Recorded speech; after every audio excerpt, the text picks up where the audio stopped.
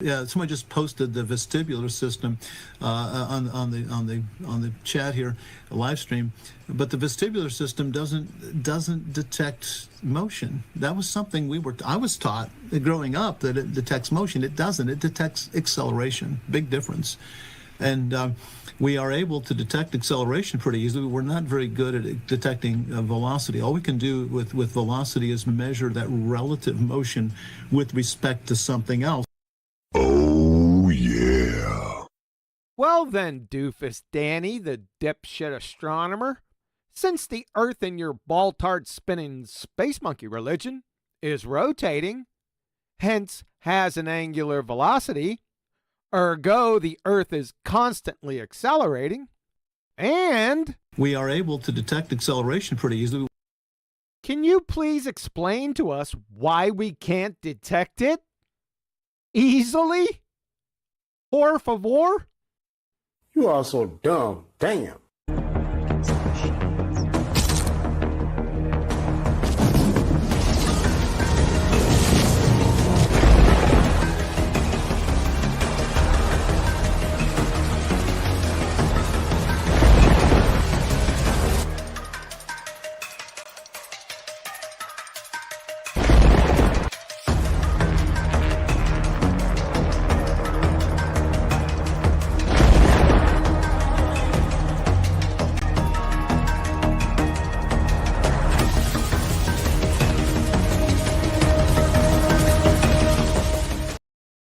And we're off, people. As usual, if you'd like to support this channel, there are PayPal and Patreon links in the info box below. Let's go over to Discord real slow-like and see if Betty Van Velsen is there. Is the beautiful Betty Van Velsen there? Absolutely. You squeezed in, didn't you? No, I was just here in time. You're just here on time. What about me? Shut up, Neil. Already started. All right, get close to that mic so I can hear you. I am close as I can get. Okay. All right, So now what's happening? now listen up. Got some weather entering the area right now, some nasty storms. So if the show all of a sudden goes bye-bye, you know why. So I got to keep one eye on the show and one eye on the sky. Okay? All right. All right. We'll get to what we get to today. I'm not going to push it because, like I said, I'm going to have to check back and forth. I don't know how I'm going to do that when I'm reviewing a video, though. So I haven't evaluated that yet. Have another tab open, maybe? I can't. We have the evening, by the way. Evening. We have these things in the UK that enable you to check the weather. They're called windows. Yeah, I know, but my guys are up, but they take a lot of bandwidth. So And also Windows in your computer. I can't, But like Windows, I was saying before I was interrupted, it takes a lot of bandwidth for me to pull my guys up. Now, I can't have that and the review going on in Discord. Follow? But you have that radar thing, right? Nah. See the clouds coming. I could do it on my phone, but that's a pain in my ass. And those aren't my guys, so I need my guys' input on that. You can still have it on your phone too, because your phone has. Yeah, I know, but I can't get the evaluation of it. Keep you cool, man. Not a friggin' meteorologist. I did sleep in a Holiday Inn last night. Now I can identify certain things, but this is a substandard radar that I'm using here. Well, if your house flies away, then you were too late. Thanks.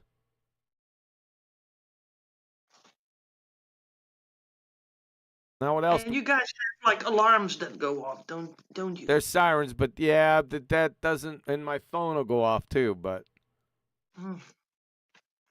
But that's a pain in your butt. Nah, if the phone goes off, that's fine. We'll see how it goes. It's already light raining. Let me check it. While we're at the beginning of the show here, I can go in and make sure everything's okay. Or get another view. Why don't you assign one of your house members to review this? Now, only house member I have is my wife. She's really busy doing something right now, and my cat. I don't think my cat can read radar. But your wife can, and it's also her life that's on stake. Yeah, but she doesn't really care. That sounds like a very depressed housewife. Figures. I'm going to tell you what she figures. She figures Jesus is coming back at some point very quickly, so it doesn't matter. Yeah. Well, That's kind of me. That's me too. Yeah. So I'm not. It can come early for you. I'm not decrying that point. I am not. I am not. No, but she's not paying attention. Is that not an appeal to salvation fallacy? I like that one. I knew something was going to come out like that. Well, we'll see how fast that fallacy will be. Yeah, that's a good one, Adam. Very well played. Yeah. Super fallacy. No, the fallacy's not in the is it? It's in the refusing to deal with it. It's not even a fallacy, is it? It's a sidestep. It's a reckoning. Not a sidestep. It's a reckoning. That maybe not a reckon. There's another word that would fit there. It's right on the tip of my tongue. I hate when that happens. Mm-hmm. Shut up. I was saying to QE in the week, Betty, I was never into like reading Revelation, but because you two argue over it, I've been doing a little bit. All right. And there was these guys that I stumbled across, and they're post-millennial reign Christians. The point was they were referring to us flat earthers and the experiences that they had when they were just flat earthers, not post-millennial reign Christians, and referring that this is the exact same treatment they're getting now post-millennial reigns as what they got and what they witnessed the way flat earthers are treated in congregations. We're a reference point now. That's a good one. So it can also be even worse than being a flat earther, huh? Yeah, a post-millennial reign flat earther who is also a mud flooder and believes the Nephilim are clowns. I think is the summary of these guys, but the point was, Sorry. yeah, Neil wants to get onto it, but I say the point being is it's interesting that we're actually referenced and how that flat earth is dealt in the church. It's bigger and bigger and bigger. And as I was saying to Nathan and Kay, these guys though, the nature of flat earth, globe earth is settled. It's something they've moved on from. It's a given. Yeah. Well, I've been moved on from it. I mean, I know it now, so I'm moving on. I think everybody else should too. Now you know that there's a creator, and now you need to know what the creator wants. How about that? So that's the idea. I think would match their I philosophy. caused a big fight in my house last night. Oh. About what? Bringing that up, Adam. But who was going to get the peanut butter and jelly sandwich, and who was going to get the sketties? No. It was I was trying to, because I really don't speak to my son. It turns out to be an argument, so I was just letting him know what Adam was looking into and how 1,000 years in history is like can't be explained, or we might be missing it. So that caused a whole big what do you call that? Brouhaha. On me. Which side's he coming down on then, Neil? Is he like considering this? He says that the millennial reign, either he said it's happened or we're in it. Oh, But the problem brother. with that is it could not have happened already because then right after that, the Great White Throne Judgment happens, and that didn't happen. So we ain't in no, it hasn't passed, okay? And we're not in it because there's not any time where Satan has not had an influence. So where's he locked up? So the whole thing goes out the window. That was their point of contention, actually. Hmm. And I don't know enough to comment. I do remember them saying that, so I don't hold them. They were saying that from their understanding of the scripture, no, the Great White Throne Judgment comes after the little season. And they're Here's a more suggesting obvious you're in one. that. Here's a more obvious one. A more obvious one is death is supposed to get swallowed up in victory after Jesus returns, remember? And he returns before the millennial reign. So if Christians are still... What's that? Death has been swallowed up. No, he's talking He about the doesn't die. body. If you read 1 Corinthians 15, he's talking about the body. Yeah, Death being swallowed up in the body. exactly. Like these mortal bodies that we have. See, when corruption puts on incorruption, then death is swallowed up in victory. He's talking about the mortal body. No, then it's realized by all of us, but technically Christ has done that when he stripped the keys away. Yeah, but he's talking about something very specific, Neil. It's almost irritating. I bet he is. I know exactly what you're talking about. I'm not ignorant in the Bible. See, I may be ignorant in a lot of things, but not in biblical stuff. Yeah. You are here. With everybody else, that's Can truth. anybody who is educated then settle that point I asked? Because, like I said, I don't know, but they're arguing the point that the Great White Throne Judgment comes after the little season. After what little season? So after the millennial reign, then Satan will be set loose again for what's called a little season. Now that seems an undefined time period to me. Yeah. But this is the area that they're postulating we're in right now. The little season, the time of confusion. Yeah, it's time of confusion. Listen to what they have to say. I'm not arguing that. I'm not arguing that. I'm not arguing the philosophy, Huey. It's the chronology, the revelation chronology Just go into scripture. It gives you the chronology. It's not a friggin' equation, some mystery. Right? Go answer yourself. That's what I'm doing, but I've only just started. It's just a complete side thing, you see. You know when you see you get a good reaction, like Neil kicked off the other day when I mentioned it. So I will research it more. It wasn't something I was researching, something I stumbled. You know what I mean? I was just researching Revelation. I didn't know there was all these people that thought that we were well past that, and there was actually quite a strong group of people believing it. I was unaware that.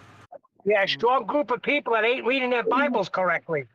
And that's the point I was asking Neil for a bit of clarity on whether or not the sequence of events that they suggest is correct. So I will look at it. Paul is in chat. Tell me. You just go to Revelation 20. It's right there, and then just read it, and then all the mystery's over. Okay? Yeah, and that's what they say. So this is the point. I've not had a chance to do so. I didn't know if somebody had off the head rebuttal to this suggestion, you see. It's after the millennial reign. It's after he's been tied up for 1,000 years. It's after all that. Yes, and then then he's loose. And then he's loose for a little season. And then it's after that. Then the white throne, yeah. So you're right. So that doesn't seem to be in a disagreement. What they're suggesting is that we've already had the millennial reign and we're in that little season. Well, because they're on acid. Where was there 1,000 years of peace, Adam? Without Satan's influence. Daniel's 70th week didn't even happen. We're waiting to get. Would you stop? Exactly. I'm not arguing it because I can't argue it. I don't know what they're claiming. I'm just saying I've stumbled across it. You lot clearly have previously, because you have semi-rebuttal. So I'll look into it more. Go ahead, look into a bit more. Meanwhile, back at the ranch, we got Danny. Guess what, Dan? Guess what? And the weather issue. And the weather. I got an eye on her. We got Danny, who has admitted that yes, Joshua 10, that yes, it is literal that Joshua commanded the sun to stand still, and Danny's rationale for that was that God stopped the earth from rotating. I'm sorry, but it still cracks me up. Did that stop the sun moving in his world? Yes. That's what the fact that the earth stopped rotating also stopped the sun moving. His resolution as to why it's still in the sky as the earth stops rotating. So you've got to take, right, that's fine. But did we also stop hurtling at 66,000 miles an hour in one direction and also then to the galactic attractor at 600? Yeah. Did those motions also stop? He didn't The talk Bible states, the Bible states the sun stopped its motion. Yeah. That's it. Right. Now, he can resolve it heliocentrically for the sun to appear to have stopped its motion by stopping the earth spinning. But that isn't the motion in the heliocentric model that the sun has anyway. It's hurtling around the galactic center. He has to claim that. Again, Danny didn't speak to that. He can't, because this is his trouble, isn't it? No. He's mixed qualifications. No. His trouble is he's a glue-sniffing fungus muncher that likes to treat the Bible as his own personal jungle gym. He is a weasel, lion, fork-tongued weasel, dumbass is what he is. Don't insult the weasels. They are smart. I'm sorry, I take that back. He's a lion sewer rat. That's better. Betty, I know you're not defending this weasel. No, she's defending weasels in general. Neil, get a clue. Yeah, weasels. Well, I'm looking at my phone and I'm driving, so I can't hear everything. Okay, Google desk weasel and you find a really cute one. Weasel.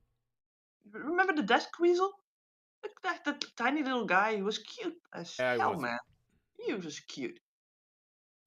Well, Betty, I was really anticipating what you would say about Danny's saying God caused the earth to stop rotating. You missed it because I played it for her. Unbeknownst to her, she wasn't ready for it, so I just played it to her, and I wanted to get her natural reaction, and it was something like this.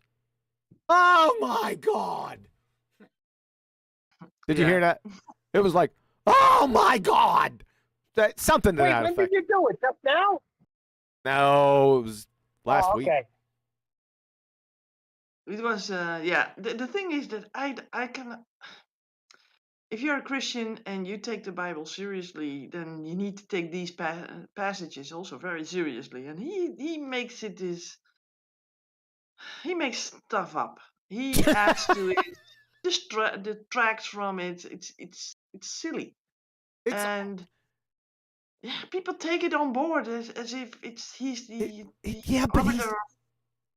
I'm sorry to interrupt, but he's like a little moron, and just a little ignorant moron that makes stuff up on the fly. He's like a little kid that's lying about what he just got caught doing. And and you need like 3 hours to get the truth out. Yeah, and it's just contradiction after contradiction. It's really creepy. It's so pathetic. The funniest part to me. Now, the funniest one. Shut up. Sorry. You breathe. I'll tell you what. The shining example wasn't that one for me because that I knew he had it was totally preposterous, but the one that was truly hilarious to me was his take on how Rakia was or how his rakia is the expanse. But then I was thinking the whole time when I was first listening to his rakia spill, making stuff up, that it wasn't really hard, it was an expanse. I said, well, they have it in the Septuagint. I mean, you're screwed, because once you get to the Septuagint, it's about 300 BC. Ptolemy of Philadelphus, mandated that there be 70 Jewish scholars. Shout out to Adam 72, right around the vicinity of 70. Go ahead and translate the Hebrew scriptures into Greek, because everyone, the whole culture, spoke Greek, because Alexander the Great at that time had kicked ass, and everyone was speaking Greek. And I'm thinking, how is Danny going to handle this? And Danny handles it by stating that, now he never said there were 70 Jewish scholars. He didn't state that. He said that the people that did the translating, they come across this word firmament or rakia in scripture, and they were baffled. And what they did was, now this is Danny telling you what all these dead scholars did at 300 BC. Danny's back here divining exactly what went down. He said what they did was, because they had adopted the Greek culture, that these scholars that he didn't mention said, well, wait a second, why don't we just take Greek mythology and import it into our scriptures and call it stereoma? That's where they made the mistake. I was like, yeah, I almost, when I first listened to it, I didn't have any words for how stupid, how childish and idiotic he was. So now go ahead. That's my story. I'm going to stick with it. I was more interested in what he said before he gave the answer to Joshua chapter 10. He was talking about Neil. What was all that waffling? Before you move it on, right? Not to your point, Neil. To the point that I just brought up. Okay, Neil? You know what? The hell with it. Yeah. Come back later. Go again. Come back later with your point. Okay? He's already gone. Good.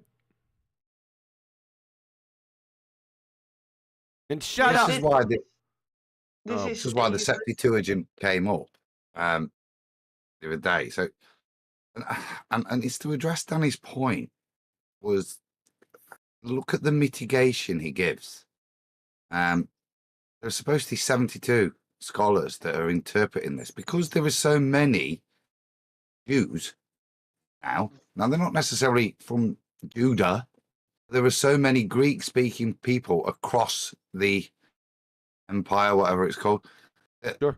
The translation is required for those people, and that's why he does it, supposedly in history. 72 of them, 6 from each of the tribes. To make sure that the translation itself is perfect, divine.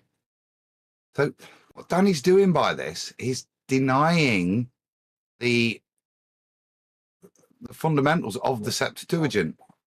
Yeah, he's denying how and what it is. So by that statement, he indicts all 72 of them into corruption. Yep, exactly. So they just fudged it. It's really historically ignorant of the provenance of that document to make that claim. That's what I heard there. Somebody who isn't very well versed in Bible history, scriptural history, not necessarily even what's in, but where its provenance is.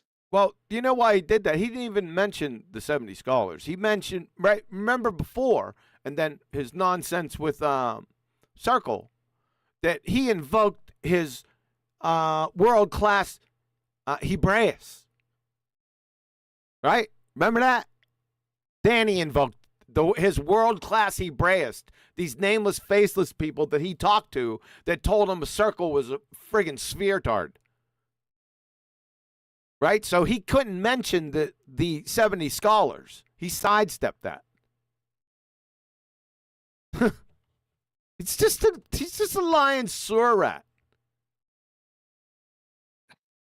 See, the part of that validity is part of the validity. The reason it's accepted is it was so perfect, and it is actually one of the reference of the Old Testament, isn't it? And Yep. the bit I'm hearing from him, which is weird, is this adaptation of Greek philosophy into the rendering of into the Greek, because these things are very specific, aren't they? In terms of, think about a Greek imagination. When the gods go up to Olympus, they don't reach a hatch and open it up, and then go out the hatch. It's not within Greek philosophy, this concept of rakia or anything containment wise to invoke it. Well, Danny said that, hold on. Danny said, now I haven't confirmed this, that the Greeks thought that there was a hard crystalline structure wrapped around the sphere tart.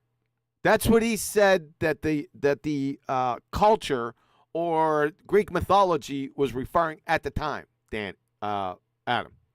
So that's what he said. Yeah. And that's why I'd refer you to your understandings of Greek mythology and where the gods lived, and it was up in the heavens, and there was no lid they had to lift to go out of. And this is the point. They've chosen a specific word which has a specific meaning in the Greek to match it up, stating it's firm, and that's why this is confusing, because it's outside of a Greek straightforward their pantheon of gods. It's specific to the Hebrew. Well, Danny was, I wouldn't be surprised at that. I didn't chase that one down. No, I just have a bit of a reading of Greek. See, there's a lot of stuff where you can draw parallels to Platonistic stories or Greek stories and draw analogies between the two, and there might be references. This is a distinction between the two, like I said, between the two structures of the heavens here. If you're going to cite the Greek, you would cite something that would match the Greek in terms of that, but they haven't. They've cited a piece of Greek which implies what our understanding of rakia means, and well, it means Adam, a firmament, that of which furnitures a foundation. Adam, we're just trying to figure out with this monologue whether that was Greek mythology at the time. Can you confirm or disconfirm that? Shit. I would say I would disconfirm that that's Greek mythology. It's the opposite in terms of. Yeah, and it's regardless anyway. Danny's a numpty dipshit, but I would really like to know. I didn't follow that trail. Betty, you know anything about this at that time? What was the Greek mythology? Not that it's, I'm implying that it's changed too. So that's a train wreck, or that it's been fluid throughout the centuries. Do you know anything about it?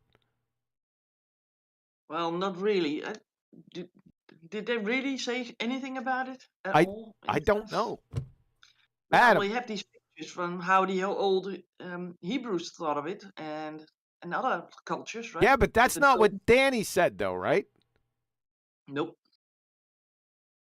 Nope. You know what? Let's go back and listen to that. All right, let me go. Go ahead. Talk amongst yourselves. I got to go find it. Go ahead, Adam. You can go ahead and monologue.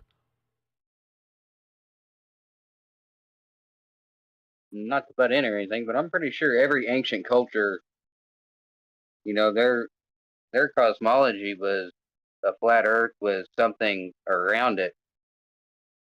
Yeah, but that's not my point. You're trying to get Danny, huh? No, I'm trying to figure out what the Greeks, what their thoughts of, were. What Danny said was this crystal. He said the Greeks thought that the stars were embedded in this crystalline structure that was wrapped around a sphere tart. Something to that effect. I'm hunting to see what I can find. Yeah, and I'm trying to track it. How Go ahead.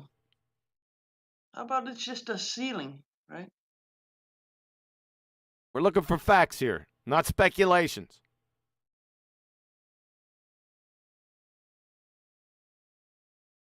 Well, you got all the facts, right? I don't have all of them. I wouldn't be asking if I did.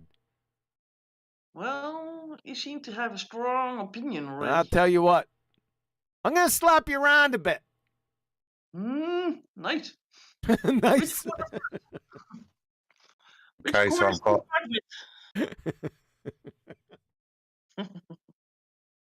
There's upper corners and lower corners too. You missed that part where I drug him around the corners.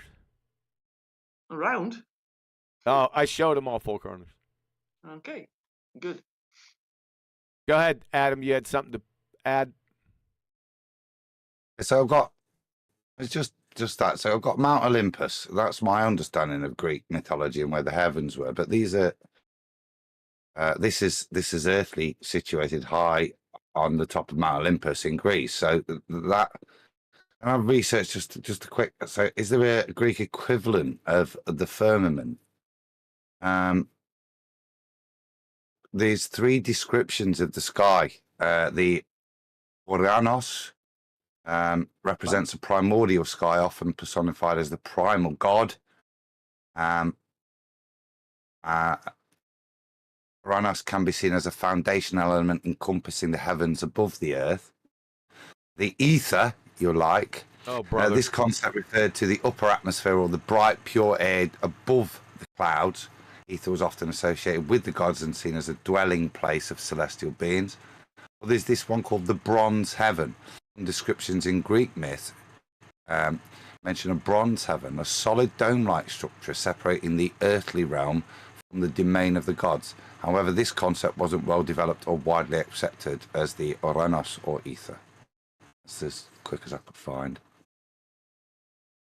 Ether? A-I-T-H-E-R in this case. Well, so overall, while Greek, I love asking that, it's so quick. While Greek, I'll check it for further, but while Greek mythology didn't have a perfect equivalent to a firmament, concepts like Uranus, ether, and the occasional mention of a bronze heaven reflected their ideas about the sky. If they were doing a great direct Greek equivalent, they might have mentioned that, but it wouldn't be fitting overall with conflicted Greek philosophy, is what I've quickly found. All right. Fundamentally, though, he's relying on the Septuagint. I'll stop saying it. The Septuagint, to be corrupted in its interpretation. That there was a level of agreement. Oh, we'll just agree on this word because it's like that. Because yeah, that's easy. But that, like I said, fundamentally, that goes against its historical provenance and why it's was considered so brilliant, because 72 individuals came to the same translation. All right, listen, I'm not going to be able to search for it without bringing it up, so we'll search together, okay?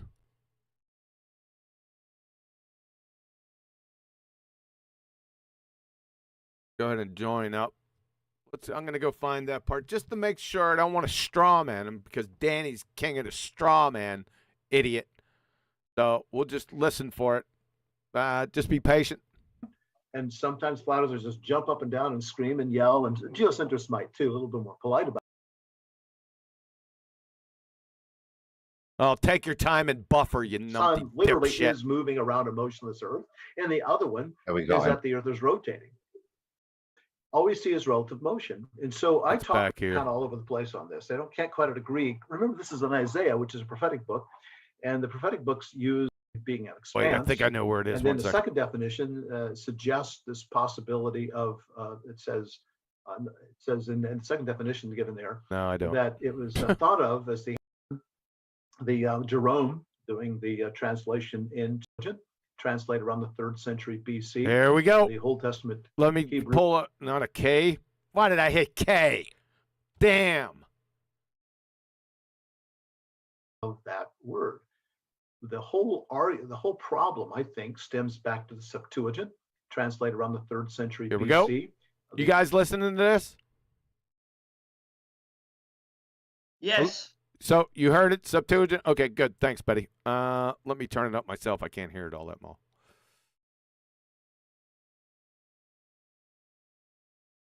All right, here we go. Is the best meaning of that word. The whole problem, I think, stems back to the Septuagint, translated around the 3rd century BC, the Old Testament Hebrew into Greek. When they came to Rachia, they used the word They used the word. They. Not, he didn't mention the 72, per Adam, Jewish scholars. They. Just they. Huh, Danny? You little lying weasel sore rat. What a clown you are. Let me go back. That pisses me off right there. Maybe not you guys out there, but it pisses me right off. The Old Testament. The reason Danny's right is because 72 of the best scholars back then, who didn't have to have any historical interpretation or anything, chose that word as the most suitable word. The Greek. That is the argument. And he's by his selfie, right? And he decides totally something different. Yep. To Rachia, they use the word stereoma. Oh, which he is might something not hard. be by himself. Betty. Yeah, sorry. I will shut up. Just for this part, and then comment. Just be patient.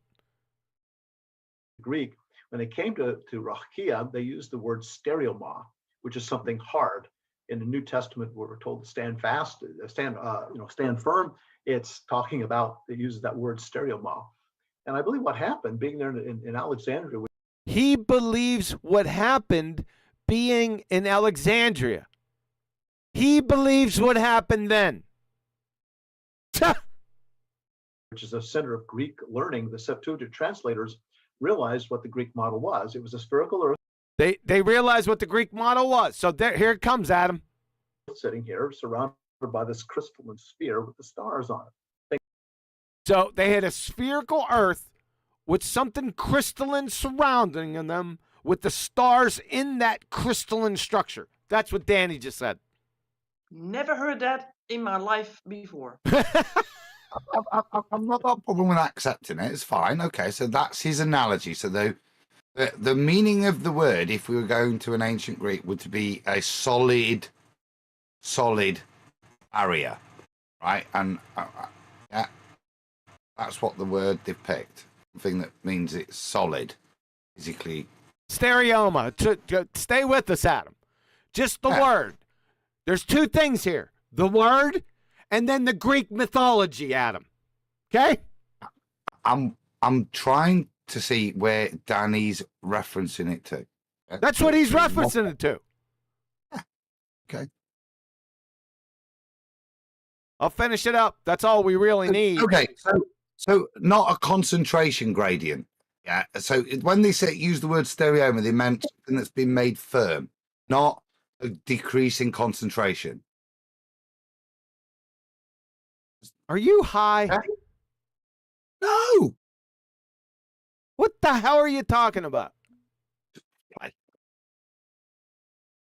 Think of what I said with Ptolemy earlier. Though Ptolemy was later, the Greeks already believed this sort of model at that point. And no, the Greeks already believed a certain model at that point, and that was the model that he just stated. so they were kind of helping the scriptures along. They say, aha, we know what the cosmology is. So this thing that God made on day 2, where he put the stars on day 4, must be this crystalline sphere around us, this hard thing, the stereoma. And I think that's the reason why they translated it stereoma. Oh my God. I am still speechless over that fuckwittery right there. I mean, just feeble fuckwittery. I just want to punch him right in the face. Just punch him. Get it out. Just fucking hit him for being so stupid. So, what was our question?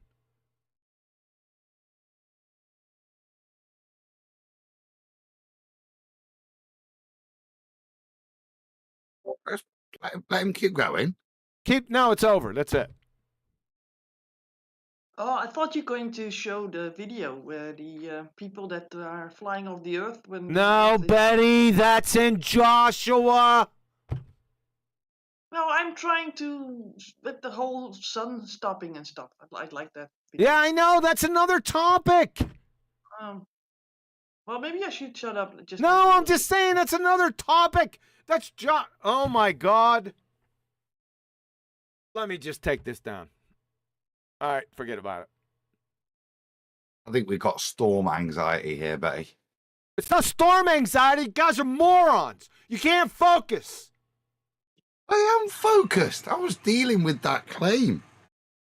Not how you want me to, really. What do you mean, not how I want you to? You're not focused. The question was, let me break it down for you this time.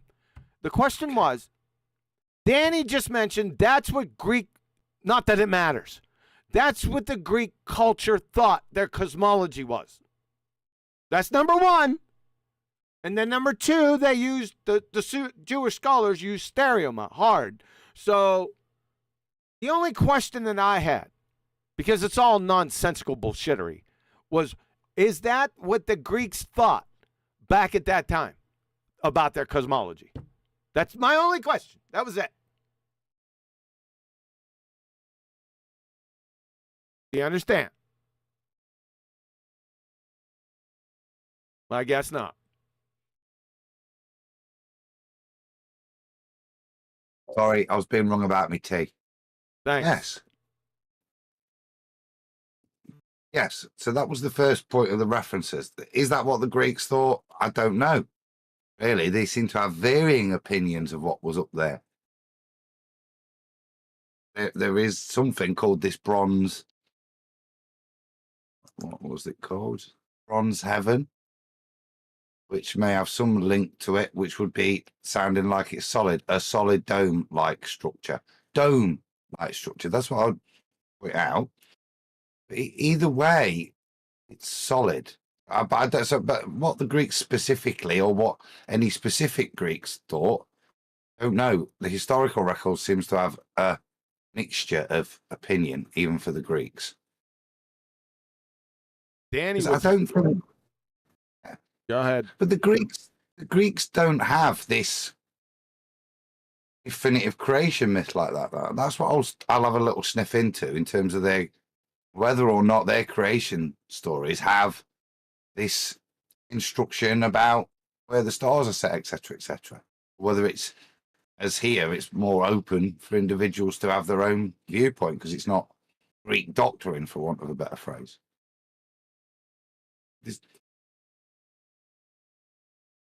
Yeah.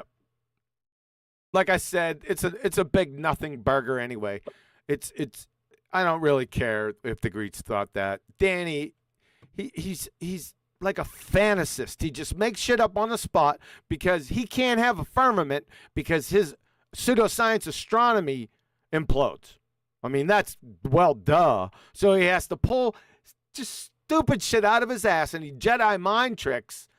This guy, whoever this guy was over here, Simon Turpin, he just goes along with it. He just lets him go. I mean, I want to see the scholarship behind that, Danny. You friggin' bozo. Unbelievable. Go ahead, Adam. This is another one of his mismatches. Irrespective of the firmament, as he's tried to hand wave it away, that it can be see-through, you can move through this solid thing. Even though the Hebrew scholars picked the correct Greek word to imply that it's solid. What's on the other side of this thing? Here's another big discrepancy. This rakia, however you want, what's its purpose? It separates waters from waters. He ain't got waters on the other side, whether it's solid or not. He's got a vacuum. I don't know about that. You'd have to ask him. Well, this is why I say the mismatch in these qualifications. They have completely juxtaposed opinions, even down to the nature of what's the other side of this barrier and graduation and whatever. Yeah. His scripture tells them it's water, doesn't it? That's what the purpose of it was, to separate waters from waters. That doesn't stop Danny. I know. Just at the fundamentals the paradigm he's presenting wholly against Genesis. Yes. Yep.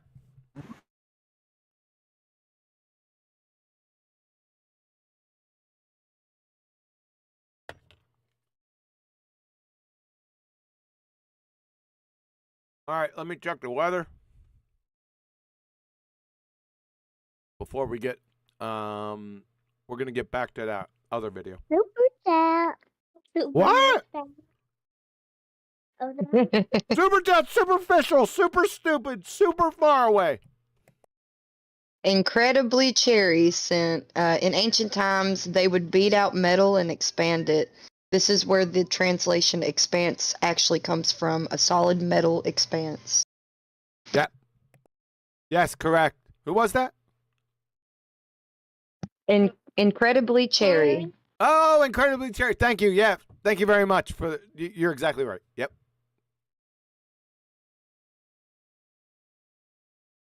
Thanks, Booger.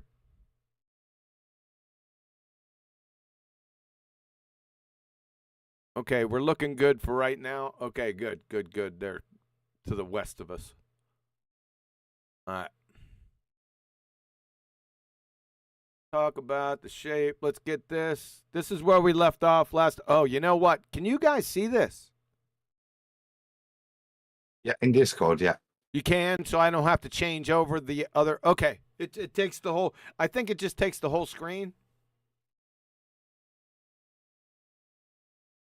So we're good. I'm going to give you 5 seconds just to make sure you guys are got the volume, and then we'll go back and start. Here we go. All right. So according to the typical flat Earth model, Danny. So you guys hear that? Yeah. All right, we're ready to go. All right. This is a question for you, Betty. How does the FE model account for seasons? You got an answer?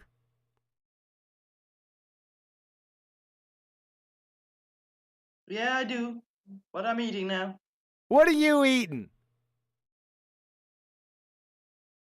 Pizza night.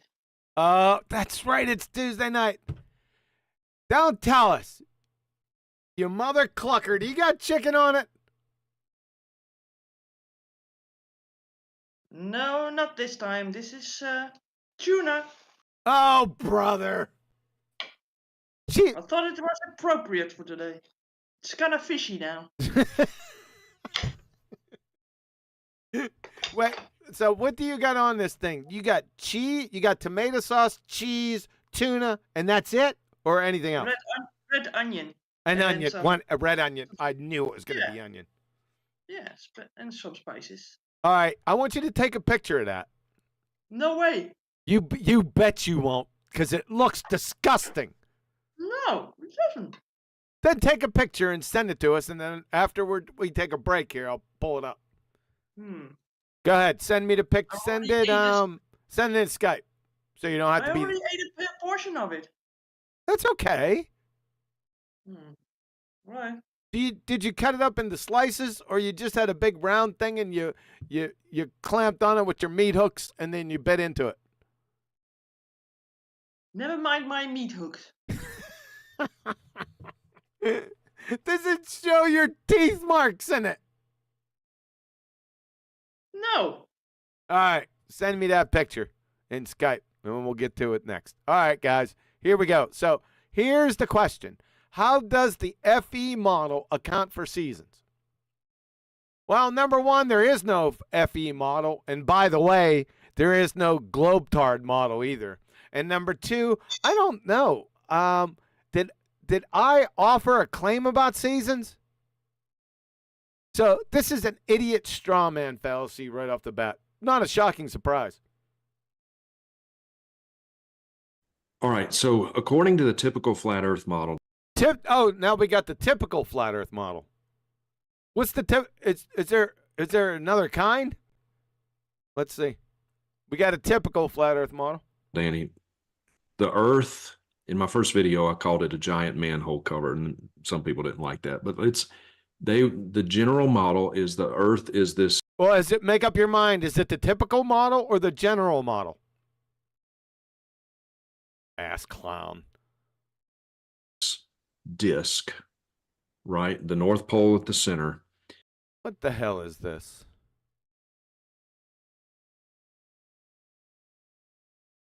It's just getting old having to deal with this on a daily basis. And the sun and the moon revolve around the Look at him. His whole body's shaking with his hand. He's a retard. North Pole. Oh, brother. And they attribute seasons now we got a stereotype fallacy. To the sun. Somehow they don't have an explanation for They don't have I got an explanation. What do you need an explanation for?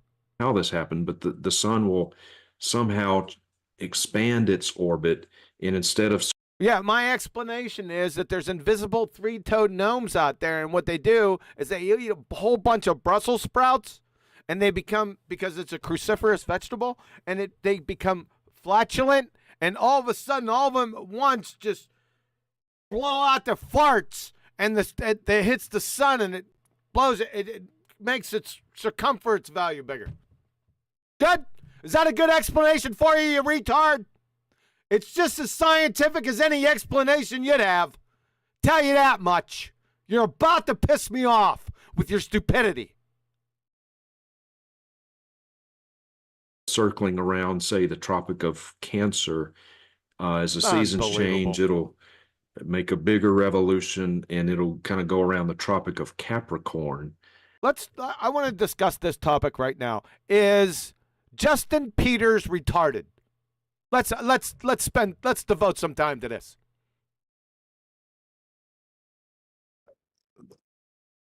The model he's showing isn't a claim of ours, but it is all built up from flat Earth elevation angles. That's not answering my question. Well, through observations of reality. Now, just because we can plot things elevation angles like that onto that map doesn't give an explanation. Yeah. This is one of the points where I don't know what you're trying to straw man me into. Yeah.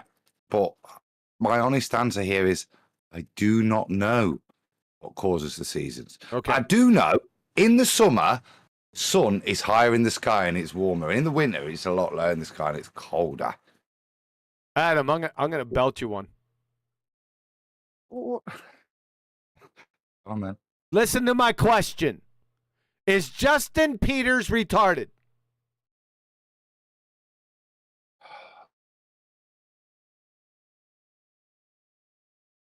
I'm going to go with no, just deceptive. Do you think he's deceptive with his behavior and what he just said? Yeah, I think he's dishonest because look at the way he's painting it as if you're like, I don't know, why did I just read? It's deceptive and dishonest is what I can definitely say. Okay, anyone else? Does anyone else think he's retarded?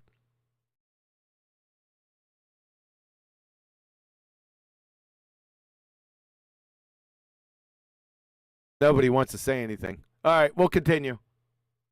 Good on you. But if that's true, wouldn't the speed of the sun also necessarily have to change because it's going in a much bigger circle, and yet we don't see the speed of the sun going across the sky changing? Huh? Hey? What? What? Hey, what? Go ahead, Adam. No, I'm waiting for him to get his radar trap out on the sun. What speed he's going? Okay, let me ask you again. Is Justin Peters retarded? Don't answer that. He's retarded. Yeah, they would argue that it's a. Somebody had something to say? Jin did. And Jen. then Alan. That was me. That was me. I'm saying yes, he's retarded. Thanks. He says retarded things. He says retarded things. So it'd be clever to be a retard like him. I would say so far he's demonstrated a lack of knowledge and that he thinks he measures the speed of the sun.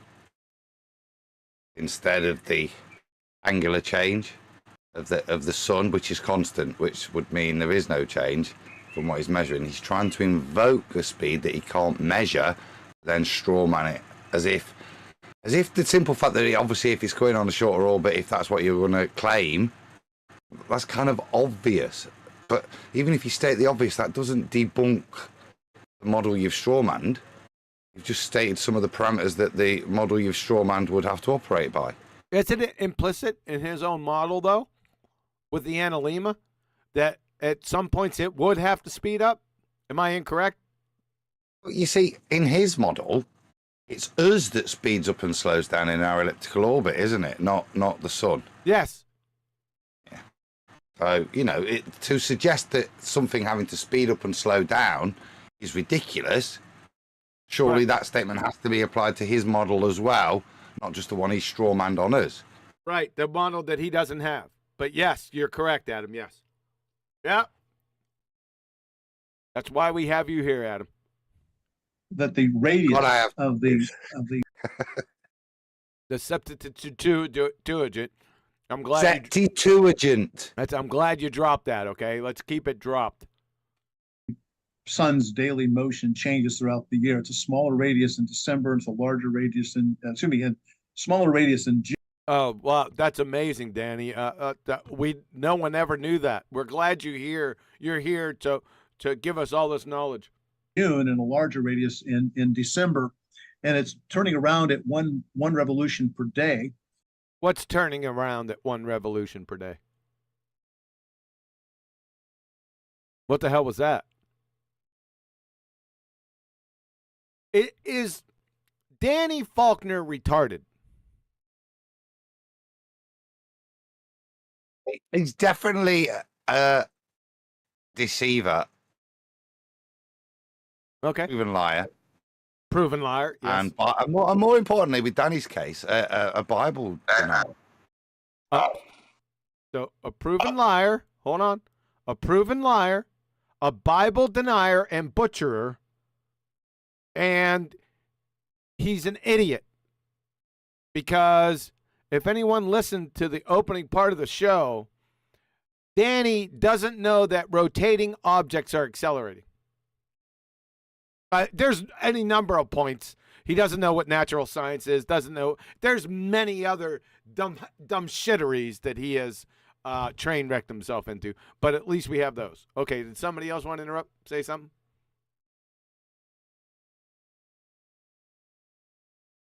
No? I heard like a bionic voice. Is the bionic woman here? I guess not. Having pizza.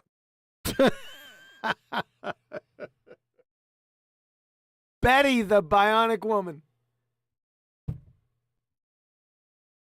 And so, if you're on the end of the second hand on the clock, if we're on the end of a second hand on a clock, you're going to be moving twice as fast as a point only halfway out to the end of it. So you're absolutely correct. Halfway out to the end of it. Yeah, halfway, you're going to be moving twice as fast. That's non sequitur. What if I programmed the clock to tick differently? Wouldn't you have to identify which hands they were, the second hand, the minute hand, or the hour hand? Wouldn't you have to do that? And have the ratios clearly delineated? Is he a moron? Let's stop. Is Danny a moron? He's an articulated moron.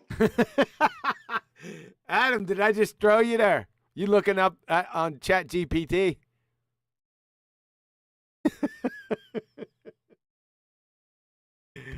Adam! I was running. I had to go and get a bottle of Prosecco.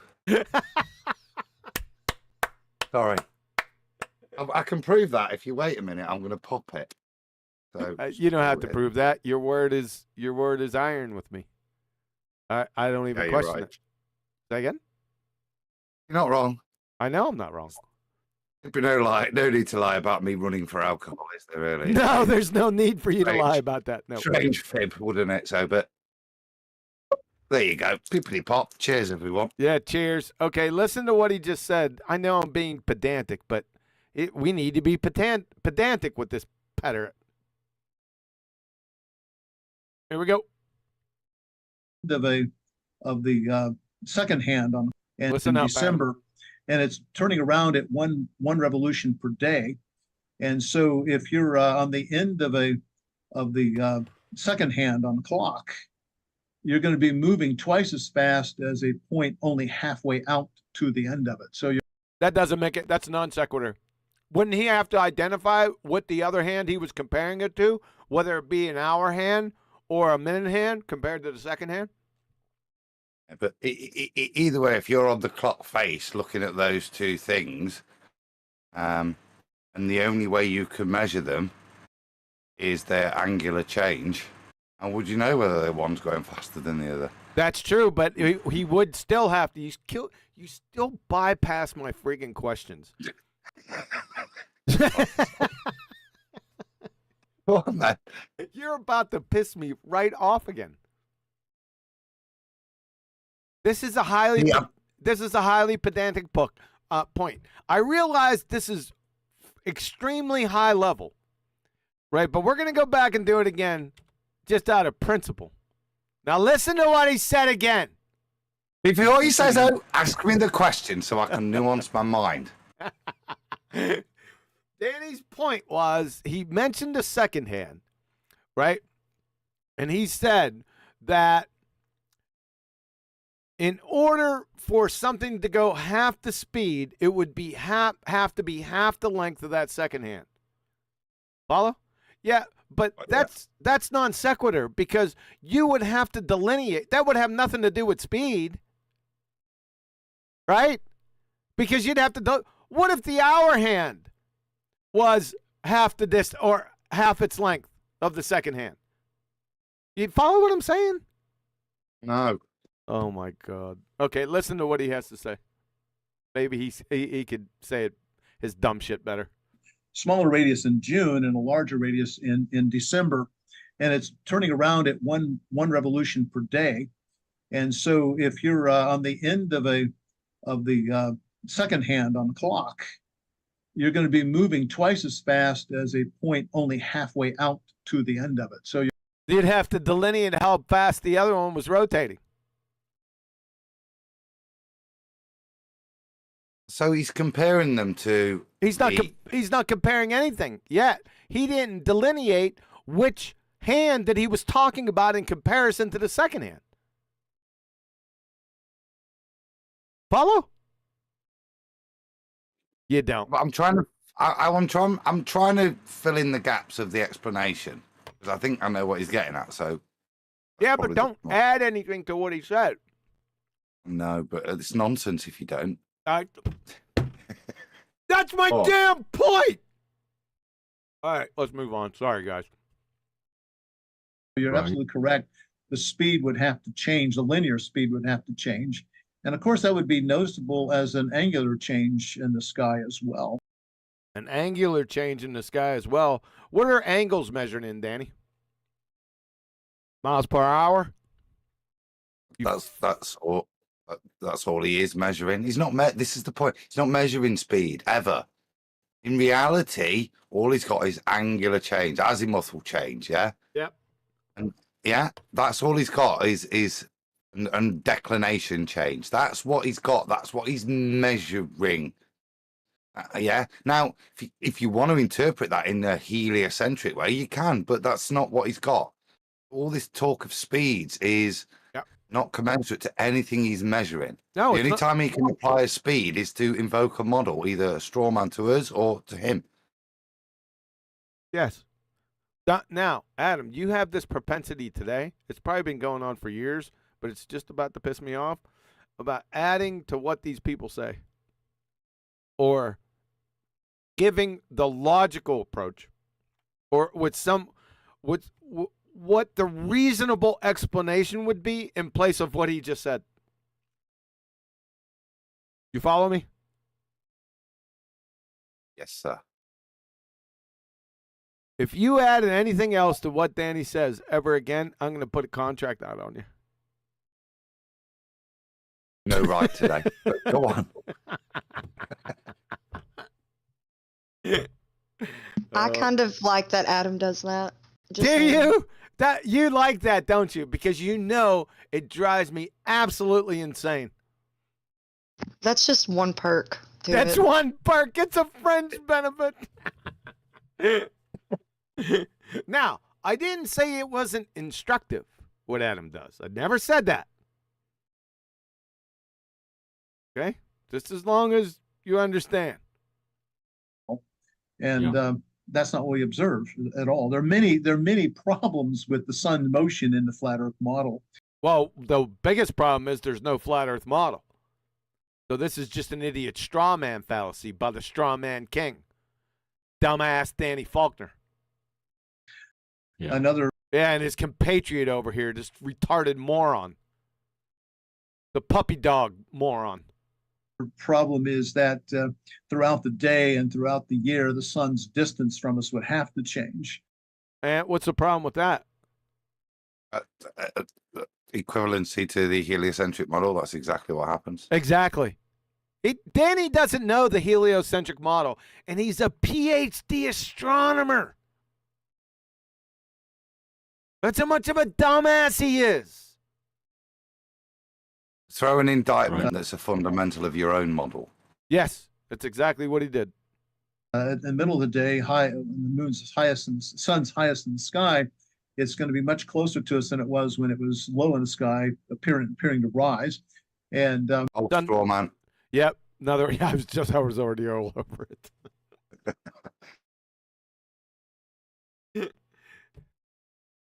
Danny, he's a clown. You know why? You know why he does this, Adam? Because he knows that the audience he's talking to are retarded.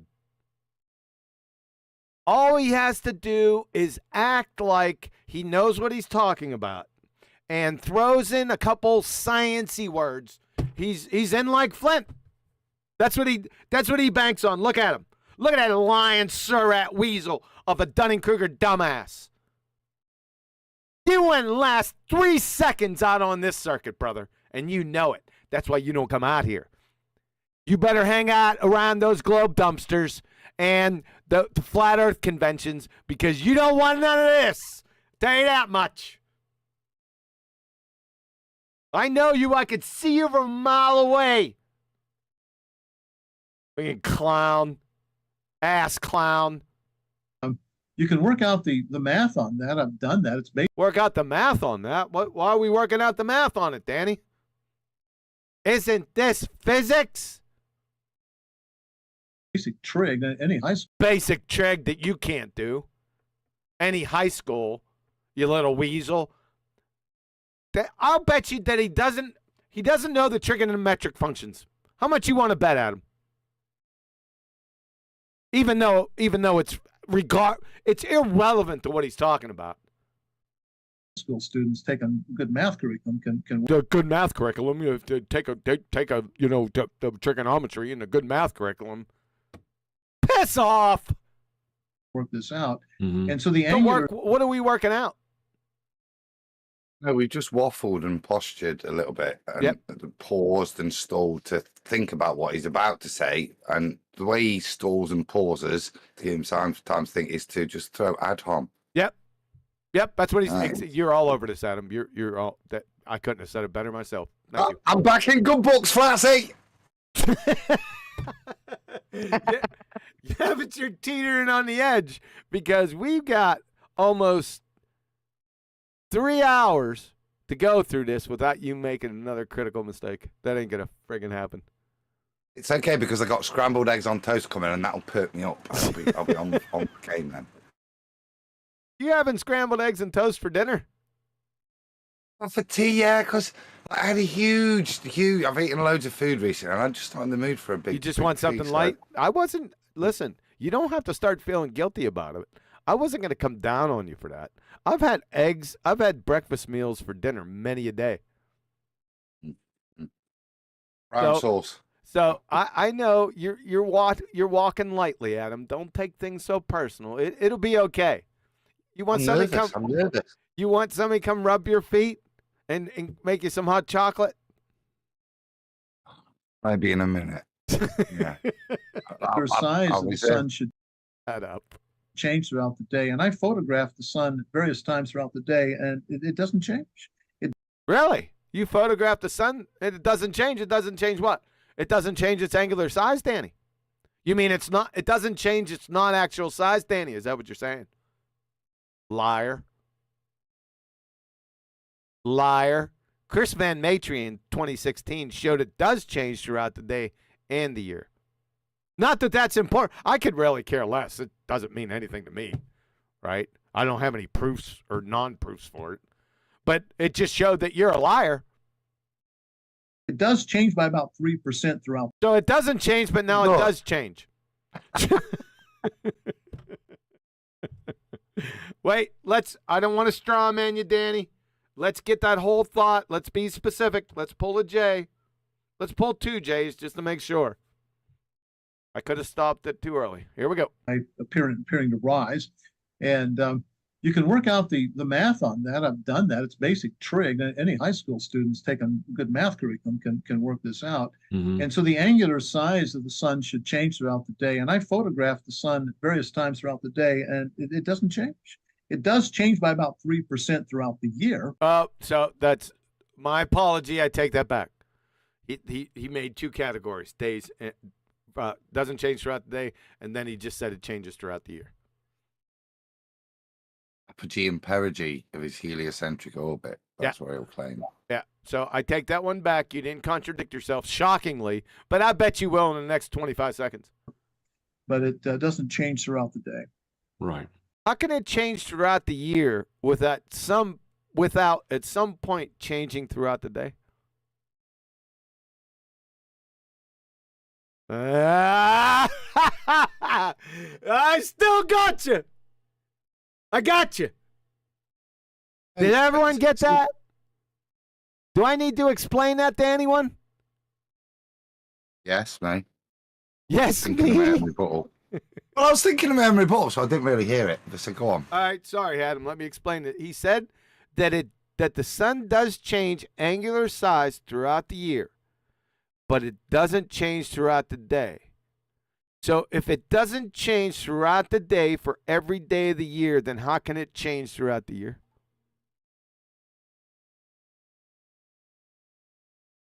Turn out the lights. You did contradict yourself. And I'm only allowed to deal with what he said, aren't I? Yes. And fair enough. I'll give him that. Moving on. Adam, I'm on a new level. I'm on a new storm-aware intellect level at this point. I'm understanding the parameters now. My synapses are firing, man. It's like a machine gun. Electrics in the air. So, my question to you, Adam. So, from what he just said, I'll state it again, so you can get your everyone can get their thoughts together. How can the sun not change throughout the day? However, at the end of the year, it does change.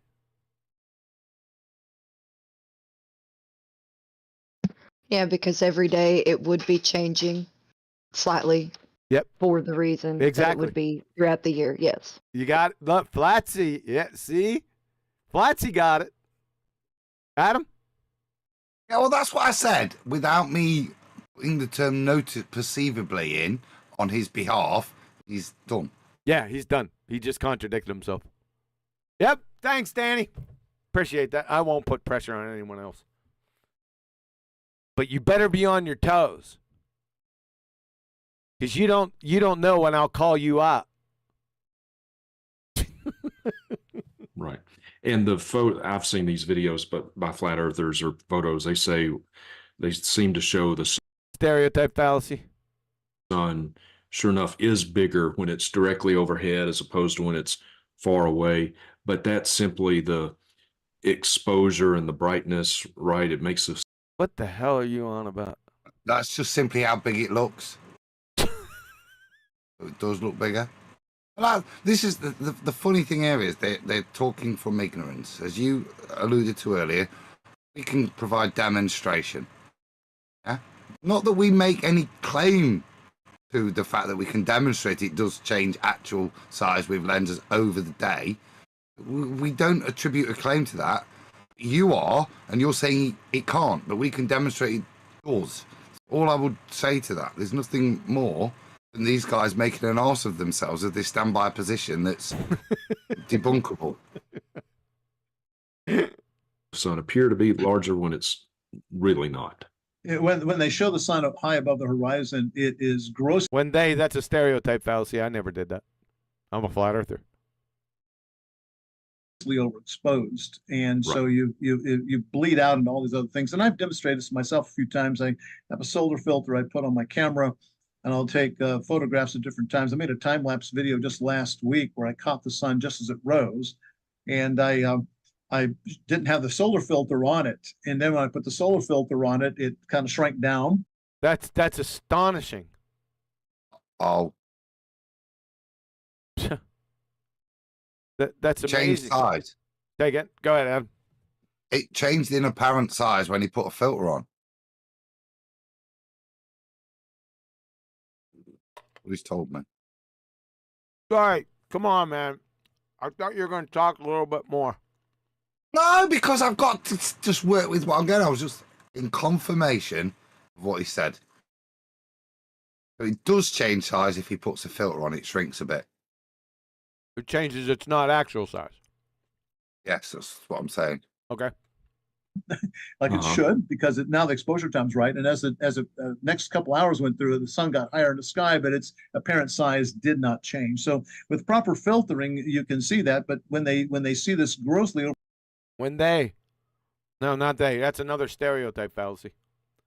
Short assessment period as well. Yep.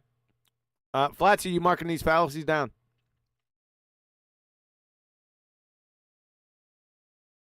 I'm only kidding. Overexposed sun, they think they're seeing the actual angular size, the apparent size of the sun, and they're not. He thinks he's divining what a whole complete group of strangers actually thinks they're seeing. You can't make this up. He's so full of horse shit. It's beyond the forest of azure. Not. They're seeing something far larger than that because of the big blob of light. Yes, right. Is that big blob of light? Is that the white paper technical language? Is that from Clemson? Fucking bozo. Right. Yeah. And to reiterate again, what's that? Right. As a defense, it's a straw man. My sarcastic rebuttal was, as you alluded to, was as actual with filters on, people doing it over a prolonged period, tracking the fullness of the sun's path and demonstrating all those, not just a little bit that Danny says, "Oh, I didn't see out."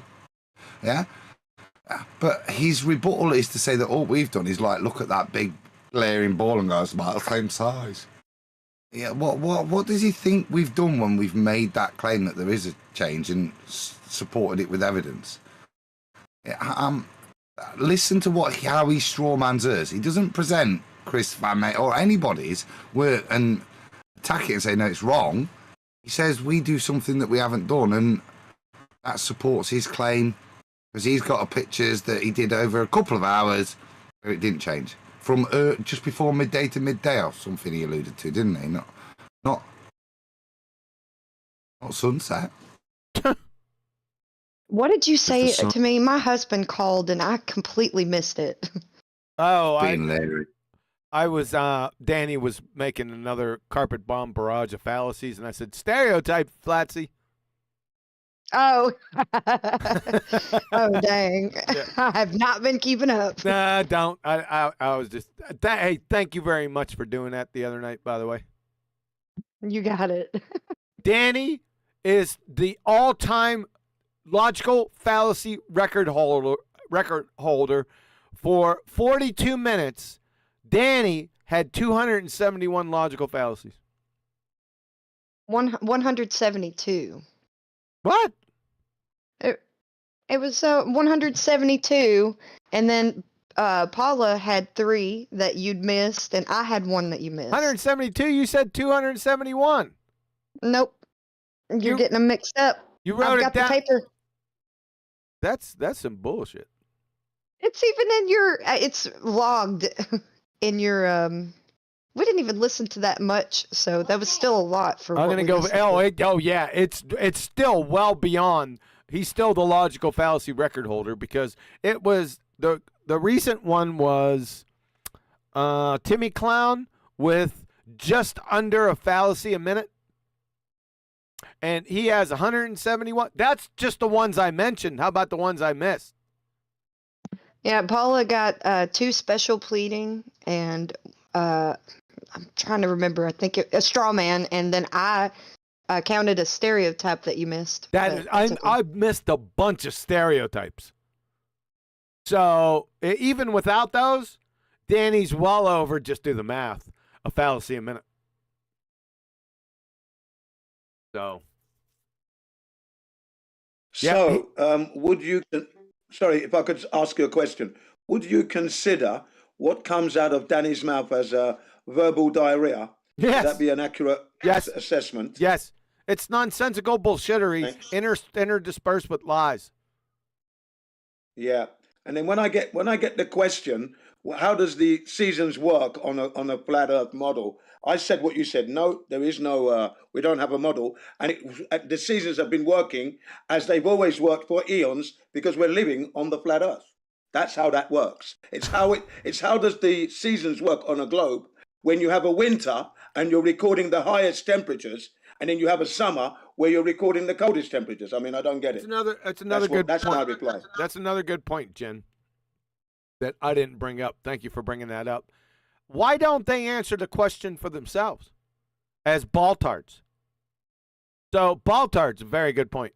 How do the seasons work on a sphere tard?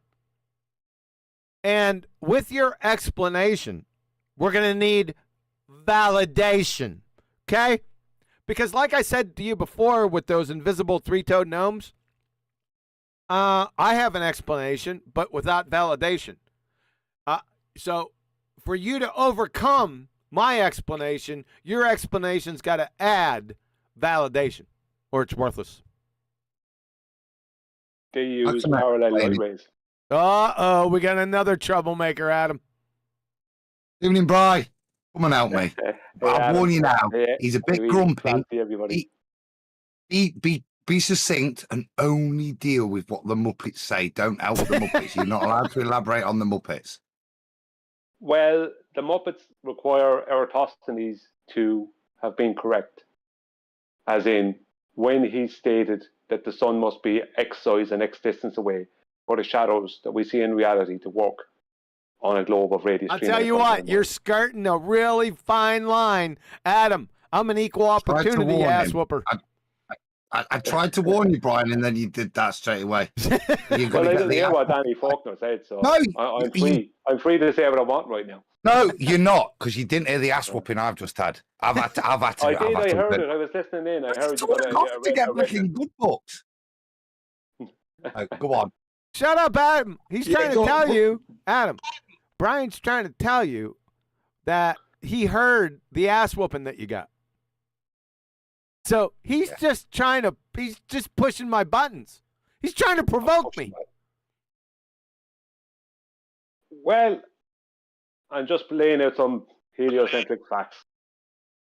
You want to stand your ground. Brian Stosthenes. You just want to stand your ground. You want to prove a point, right? Yeah, I'm going to burn you down. Oh, good. Yeah, that's what I want to know. He likes them, right? With special information. I'm going to heal and hide you to a barn door. This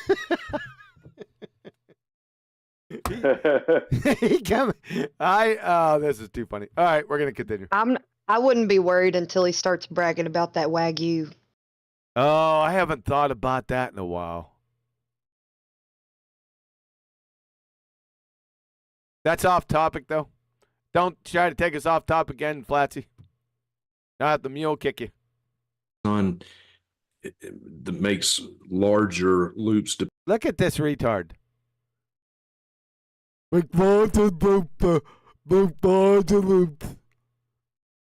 Idiot. Depending upon the season and other seasons, you say that for the larger, the sun would have to be traveling twice the rate of speed. Oh boy. As Well, it does. not necessarily twice. I'd have to work out the. Well, yeah. Remember you said with your second hand, it would be twice the rate. Yeah. Huh? Yeah. Mm-hmm. Clown. Number. I'm simply using the example of a second hand. The middle of the second hand is going to move half the speed of something at the end of the second hand. Right. But he was only comparing the second hand to itself. He didn't make that clear. See, you gotta be hyper specific. Now you changed your story. What a clown you are. But it would have to be quite a bit larger, faster speed since it's out by the Tropic of Capricorn. Really? That's amazing. It's like listen to a pitcher tell you what a baseball's made of. This is. I'm a professional baseball pitcher, and I know this is going to highly impress you. That it's made out of leather. Fucking clown. And then it is a tropic cancer. Noticeable. I don't have time to work. Noticeably, look, he's all proud of himself. He thinks he's debunked something. He just dumped. You ever see what was that movie? Back to the Future. Where that idiot was chasing him with the car and ran right into that big truck with a bunch of horse shit, and all the horse shit come down onto him. This is just what happened to him. My head, what the speed would be, but it would be a noticeable change. Whether it would be it'll be noticeable. It'll be noticeable. Yeah. Like that proves something. Does that prove your glob? Biff, you clown of a dumb fuck. Sorry, Adam. This is the important point. This is their gotcha. If in any model, whether it's the heliocentric or the straw man they're presenting for us, if we can show a rate of change of speed, then it would debunk the model. That's what seems to be they're saying. You've got to change the speed of your sun. As I said earlier, that's fine. If that's the standard you're holding as evidence that the flat earth straw man model you put up is false, then I put it to your heliocentric model. You have that rate of change speed every single day on your elliptical orbit. They're too stupid to realize it. Yeah. They don't know the gotcha, they're snatching their own wig off if that's the standard. Exactly. They're so retarded. Danny won't stop them. Danny is absolutely clueless. We already know that. Even if he did, he couldn't stop him and embarrass him in front of the audience that's listening. You follow? He's in a catch-22, even though Danny's a dumb fuck. Do you follow what I'm saying, Adam? Never mind. If he goes too far with his understanding, and this is why he's not stupid. This is why he's a liar and a deceiver. You think? He has to control. Yeah, but this is why he has to control it. Because he can't go. Oh, he's not going to go. And then, right. See, any honest person do what I do. This is people who are discussing this in Christ. They present the pros and the cons, don't they? They go, but even though I believe this is what you got to understand. We also claim that. He's staying away from that at the moment. Now, he might change because I've not watched this. But if he doesn't point out that the validation for why his straw man flat earth model is wrong is also applicable to his model, and he is not being just discussing this honestly. He's just, it's politico, it's propaganda, isn't it, for a ball earth? Yeah. He thinks he's just got a gotcha. This dumbass over here, the retard. Oh, dude, who's that booger? Yeah, he said super chat. So cute, man. Super glue, supernova, super mustache. Roger, he said super mustache. Roger Ledwell sent we should call the book Faulkner's Folly, How Not to Build Straw Men. Yeah, that's a good one, Roger. Yeah, he's the straw man king, Dad. I have yet, in all my travels, to come across somebody who straw mans as much as Danny. Now, this retard over here, he could be forgiven. He's just a retard. But he's all proud of himself, right? He'd think this is a globe-tard proof or something. Look at him.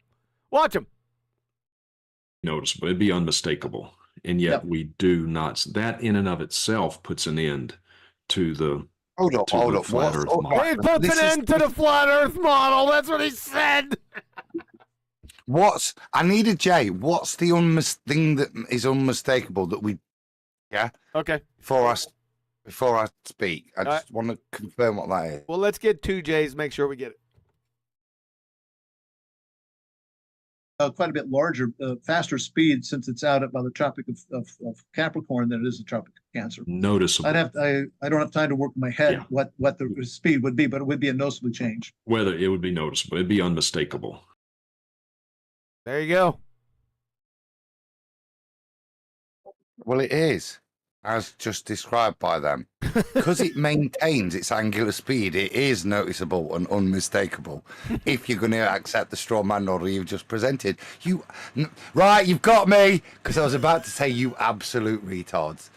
and actually, I concede, because that is retarded. Can't build that argument like that. I told you, you can see it. He's a retard. They're both retarded, but he's a bigger retard. He's more deceitful. This guy over here, Justin, he's just plain old, your average short bus retard. That's what he is. And Dunning-Kruger, which is scarier. I think he's just and uh-huh. No, but he's on top of this proof. Look at him. He's all proud. With respect to Fireman Sam there, right? That's my point. I don't know with him. Other than that, he's dumb, isn't he? Because he's presented that, and he's not. I've only just listened to it, and listened to what you've just presented, mate. It's important to recognise he doesn't recognise. That's what I said at the beginning. He doesn't recognise he's measuring angular change. That's all he's doing. Not measured one speed of anything he's claimed he's observed in the sky. Yep. But he thinks he does. This is the point, isn't it? He thinks he does. And he'll never be able to be given the choice of whether it is a ball or flat, while fellow brothers in Christ, like Danny, don't give him the truth of the argument. We do not. That in and of itself puts an end. Quiet, Adam. That was too long a delay. It was, and I'm done because I'm only preaching. Or anti-preaching. To the flat Earth model. It just debunks the flat Earth model. What a retard. Is this guy talking about the sun having to move at 15 degrees per hour? Yeah, indirectly. That's not what he's claiming he measured. He's measured that when it's in the one tropic to the other, it moves faster. That's the speed changes. He said he measured that. Because of his straw man invocation, it's the only logical conclusion he can reach. And because he's reached that conclusion, it disproves flat Earth. Because how can celestial objects go faster and slower? Well, isn't the globe a celestial object? If you think of it from a different point of view, moves around faster and slower. In their paradigm, it is. Was that rhetorical question? Yeah, paradigm it is. Yeah. Yeah, but the point I'm making is how would you measure something that's moving at a constant angular rate? How do you determine it's moving faster or slower? I'll tell you how to determine it. By the latitude and longitude grid. You see if the surface of longitude increase in size as you move south. They do. Problem solved.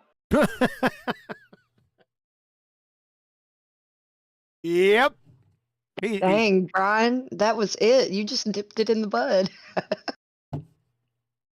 There we go. Oh, careful. No, be very careful there.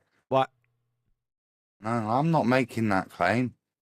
The paths they appears to travel with regards to GP would be smaller as you move from the south to the north.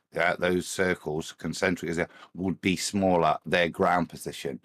What that implies with regards to the behaviour of a celestial, as obvious and logical as it would appear, I wouldn't make still. I still wouldn't make that Adam, claim. you're missing the beauty of it. I don't really care if he debunks that the sun doesn't follow the latitude lines. I don't think it does. What will happen is he'll prove that the latitude and longitude grid does expand out. That's the point. He has to disprove that the latitude lines don't keep getting bigger. The circles of latitude don't keep getting bigger as you go south. How's he going to do that? I have time zones to prove that they do. This is Time Bandits written all over it, man. Yeah. Yeah, it does, but we're not allowed to. I'm not allowed to expound on. I was going to hammer on him, but he seemed confident. Oh no! Yeah. Double standards. Carry on. I figured you're going to do that. Well, he's Irish. I got to have at least a little bit of mercy. None of this woke nonsense. What is it that like? Hey, victim groups get special treatment. Yeah. Yep. Carry on. My hypocrisy knows no bounds. Well, nobody said it was a He's all about diversity and inclusion. Yeah. I'm all about diversity and inclusion. That's what my platform is all about. All right, next question. Here we go with another train wreck friggin' straw man. How does the FE model, there is no FE model, and by the way, there's no globetard model either. You don't know what a scientific model is. How do we account for meteors? I know this one. What is it? Shit coming from the sky. All anybody knows, like there's this stuff, and it sometimes hits the ground. Little bits of it. That's how we account for it. Okay, I can live with that. I don't account for it. I again don't know.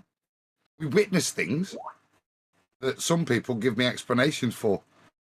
That there's this like this stockpile of these things orbiting between here and Mars, or just after Mars, yeah? A little belt of them gathered up so that we can have these periodic things. That's the story I was brought up on. As for why and where they come from, I don't know. How does the Baltard account for him? And like I said, he's got a pile. And do they have validation after his train wreck explanation? Follow?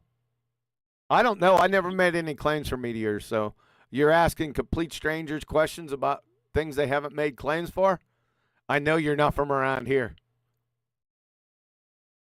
Okay. Meteors. How do meteors prove your globetard, sphere tard? Just the other night, well, I say the other night, about 2 months ago, we were driving again in a rural part of Montana, clear night. Do you have a manual transmission? Wow. And there's this bright, very brief, but very bright flash of light. It zinged across a small portion of the sky, and I saw it. My wife saw it. We had friends Did you make a wish? in the car behind us. They saw it. There's video. Did you stop? Hold up. We've got him, his wife, people in the car behind. Did anybody else see it? Because there's a picture. There's a picture. Little video. Let's watch it. Videos all over the place of meteors falling, now with Ring doorbell. There's videos all over the place, Adam. In fact, sorry. Meteors doing what? Binoculars interesting, isn't it? Falling. Not zooming past, intercepting our atmosphere and burning up.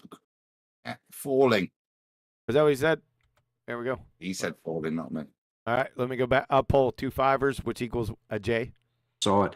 We had friends in a car behind us. They saw it. There's videos all over the place of meteors falling.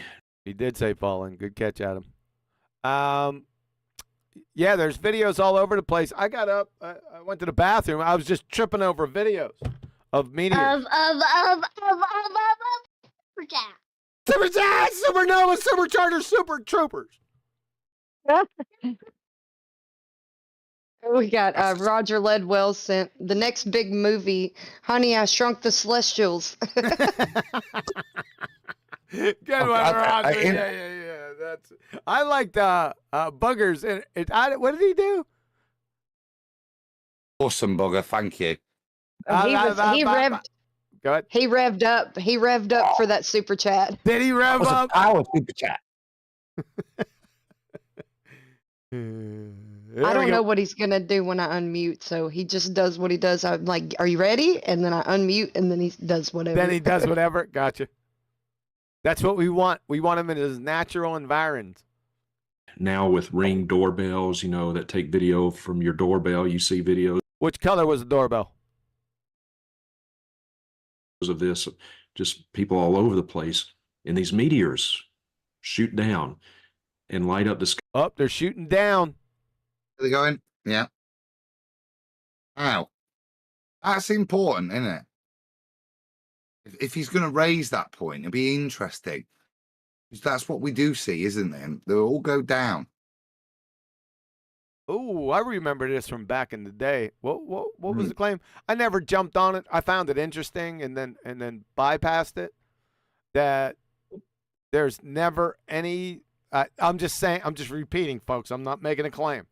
That there's never any lights in the sky that go in the opposite direction. Is that?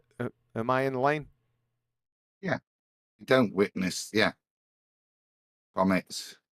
Or meteors or anything as like that going in a direction of up, which sounds weird, but if you think about it, if your claim is you're on a spinning space ball, then up and down should be just as probable, just as much as left and right.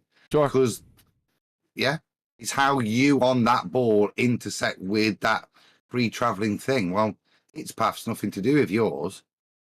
Okay. John and Brian.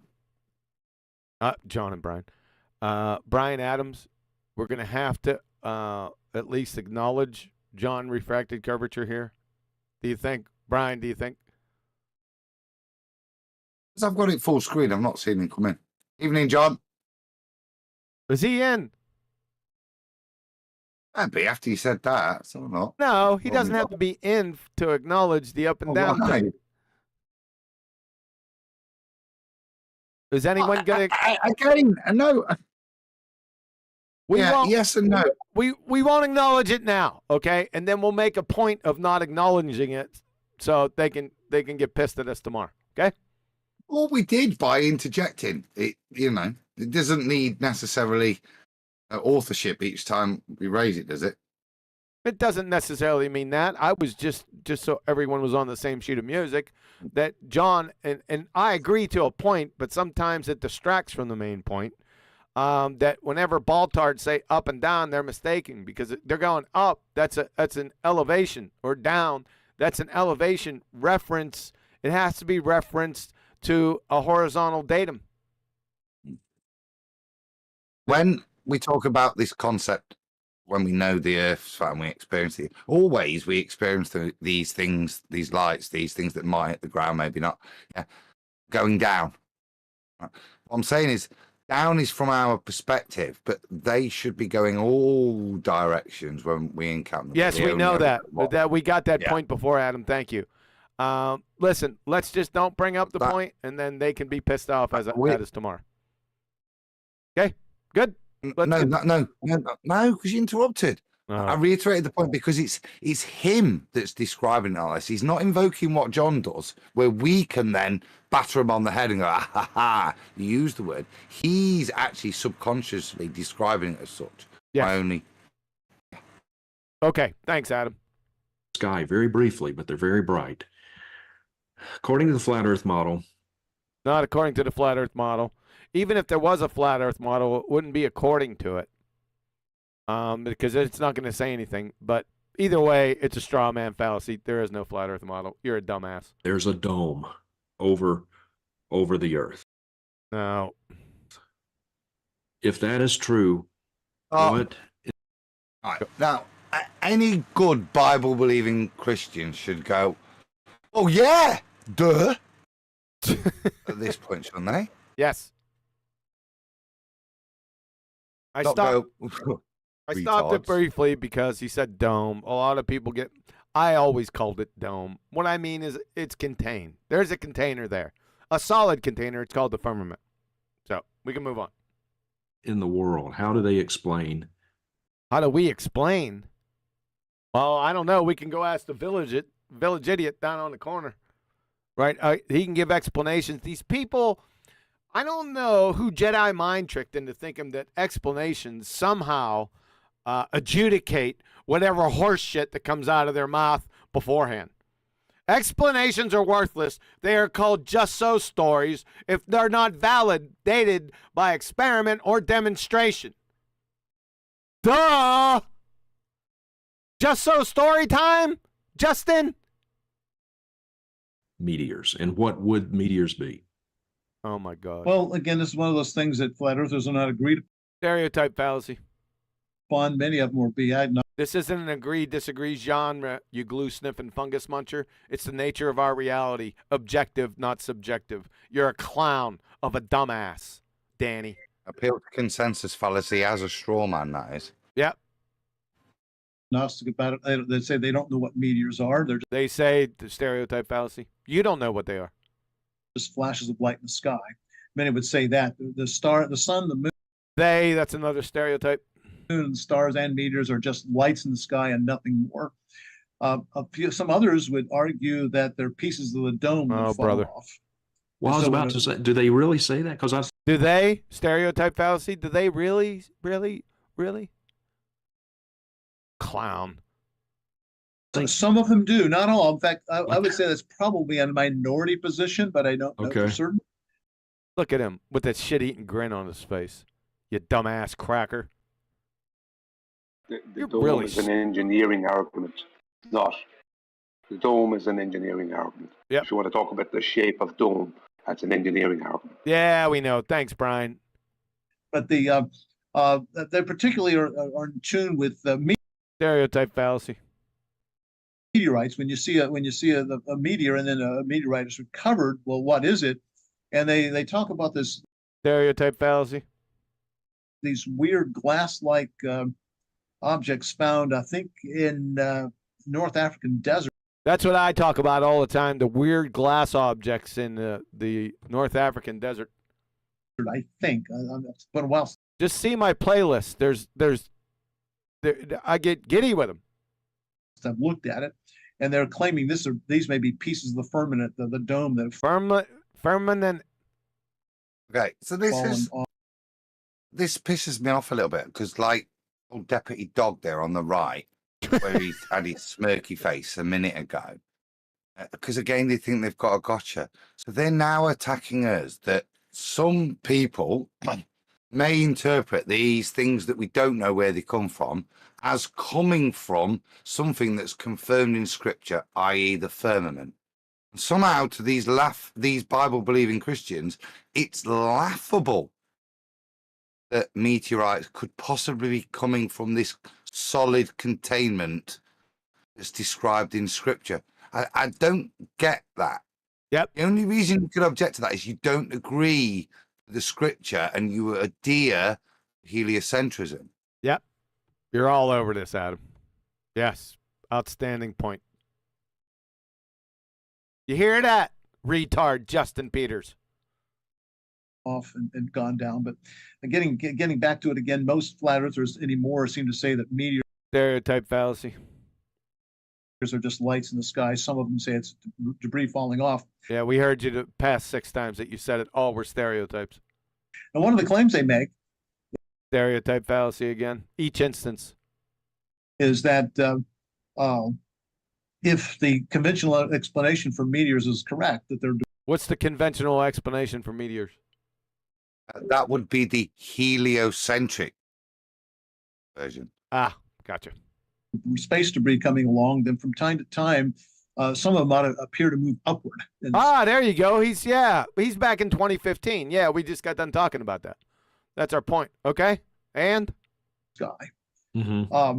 They're correct about that. There should be some moving upward, but then there should be some moving upward. You'd figure. Okay, but what? And they say that's never been observed. And this is one of those situations where I'm thinking, well, you must have not seen very many meteors. Yeah. Oh, really? That's your point. Just sort of a backhanded slight that we must not have seen many. Well, yeah, we can solve this. Show one going up. Huh? That's easy, wouldn't it be? Just show one. Danny? No, why not? Because I don't just want one going up. I want an even distribution based on the probability dysfunction of the way these things approach us. Okay. It shouldn't be 1-2% going up as a black swan. That's not my point. It's for disproving the point. This should be the path of the meteor's got nothing to do with our conception of down. Right? Right. Whether we're on a ball or a flat earth. So these things approaching us should have a much more random distribution. Agreed. Not him giving me 1 or 2 black swans as if that proves the point. It doesn't address my issue. Agreed. But his main point, let me get back on track. Let me pull a J here, Adam, because you're doing the same shit again. I'm going to take a contract out on you. What you said is correct. However, my point was he's given a backhanded slight for flat earthers not looking at these meteors. And an easy way to just solve this problem, and Adam, you're right in all different directions, but just show one. All he would have to do to prove his point right here is to show. Yes? He should have that in the bank because it's not like he doesn't know the questions he's getting. Exactly. It's just a slap in the face. You go, ba-ba-ba-da. But you would, wouldn't you? Yes. Well, here you go. Yes. Yeah. Yes. Yeah. It'd be a hanging watermelon-sized curveball he just served up to me, and I'd friggin' drive it. I'd slam that thing out the park. I'd go yard. Listen to what he says. But then they say that's never been observed. And this is one of those situations where I'm thinking, well, you must have not seen very many meteors. Yeah. In my lifetime, I have probably seen tens of thousands of meteors. I remember one time 20 years ago. Here we go into a nonsense waffle about his asinine history. Just show one. Tens of thousands. Well, yeah. he's seen tens of thousands. He didn't say the percentage yet of the ones that are going upward, like Adam said, with the random distribution. He's a clown. Here's his nonsense waffle, folks. Super chat, super stupid, supernatural, supersonic, superficial. Shout out to Betty. Roger Ledwell sent, hey, I like Deputy Dog. Yeah, it was good, wasn't it? I liked it too. Yeah, shout out to Adam. Thanks, Roger. Here we go into a nonsense waffle. I witnessed a meteor storm, and in a matter of a couple hours, I saw 1,500 meteors or more. And so each year, the bright meteor showers, I see scads of the Perseid meteor shower, the Geminid I did for the first. Oh, that's the Perseid meteor shower. Wow, you know the names of them too. That's impressive. Can you show one going up, Danny? Just show. Time this past December, and particularly the both those meteor showers. If you go in the evening, early evening. What time? It's dark and look. You mean it's dark and you see them? That's amazing. Towards the radiant, which would be towards the east. Towards the radiant, towards the east. That's impressive. Anything you're going to show one going up at some point, or is my ZZ Top beard getting longer? Both cases, you will see meteors actually seem to rise in the sky. Really? Show. Did you hear that? Seem to rise. Seem now, to that rise. Doesn't mean that he's saying they are going up. He didn't say they were going up. He said they seemed to rise. Like the horizon appears to rise to Y level. But that doesn't mean that it's actually doing it. Exactly. But we'd just like to see one. Danny? Yeah. And so back in December, I took photographs over 2 nights. I ended up taking a couple thousand photographs, and I went through and identified several score meteors, most of which were... Score meteors? That sounds like a technical term. That's pretty impressive. You're going to show one going up at some point here, Danny? You know, to support your claim? Otherwise, it's a baseless assertion fallacy, Danny? Were Geminids, and I was... They were degenerate. Did he say he was a degenerate? Something, Geminids, I think. So, no, he's not going to show on going up. He's going to describe ones that have definitely come down. Was able to show the radiant, and I demonstrated that, yes, indeed, they were moving upward. If they're still... There you go. All right, show. Simple. Show. Or you're a liar. When I found them on the ground, I was able to show they were moving up. Danny, you're so full of shit. And incoherence. Up in relation to what? Sorry. Go ahead, Brian. In relation to what? Well, don't worry. worry. In relation to what? Don't worry, Brian. Just go ahead. Are you saying in relation to what?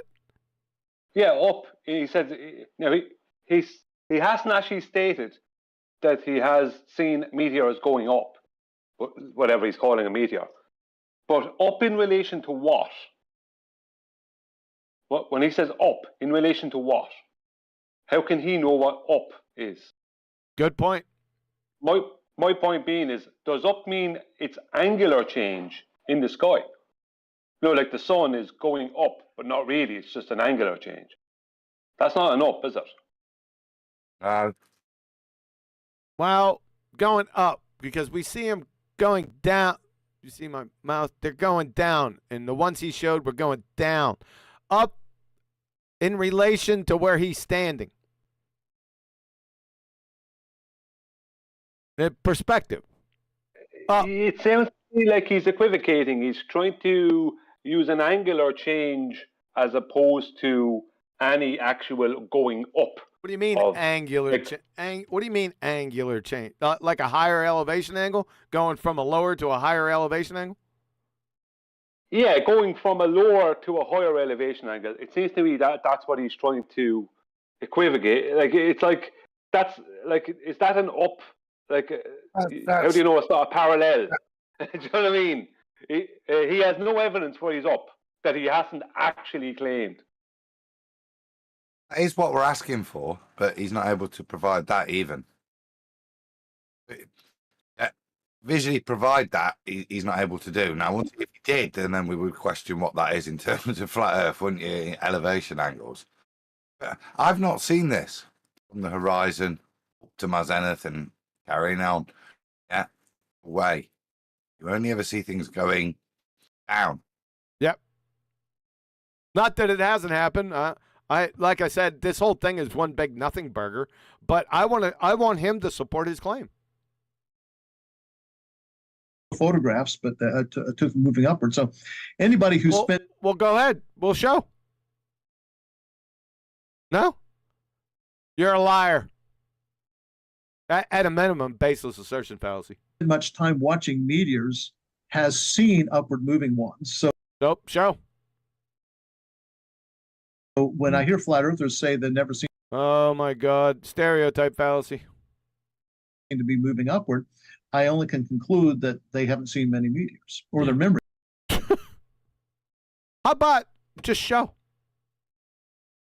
and support your claim? How about that? Because it's faulty. I don't know. I can only conclude. Oh, yeah, he can only conclude. Yes. Oh, because I've seen many move up. He's seen many move up. There you go. Show.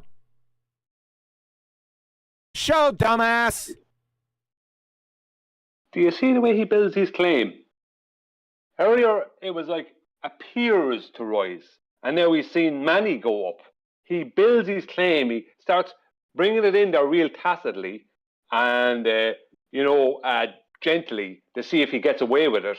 And then when he starts feeling confident, he comes out the gate with the big one. Like, you know what I mean? He has absolutely no evidence for what he's saying. Actually, what he's saying in some ways is that he also seemed to have seen some go down. What does that mean for him? Don't know. Yeah, he's an ass clown. Right. Right. They, right. That's amazing. Date.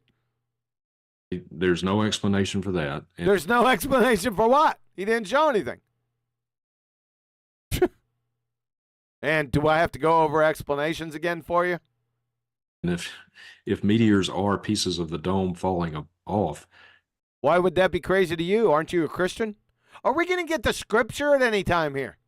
Any point? We're an hour, 35 minutes in, and you said in the beginning we're going to talk about scripture there, deputy dog. I want to go to a bit of Occam's razor. Good. I alluded to it earlier.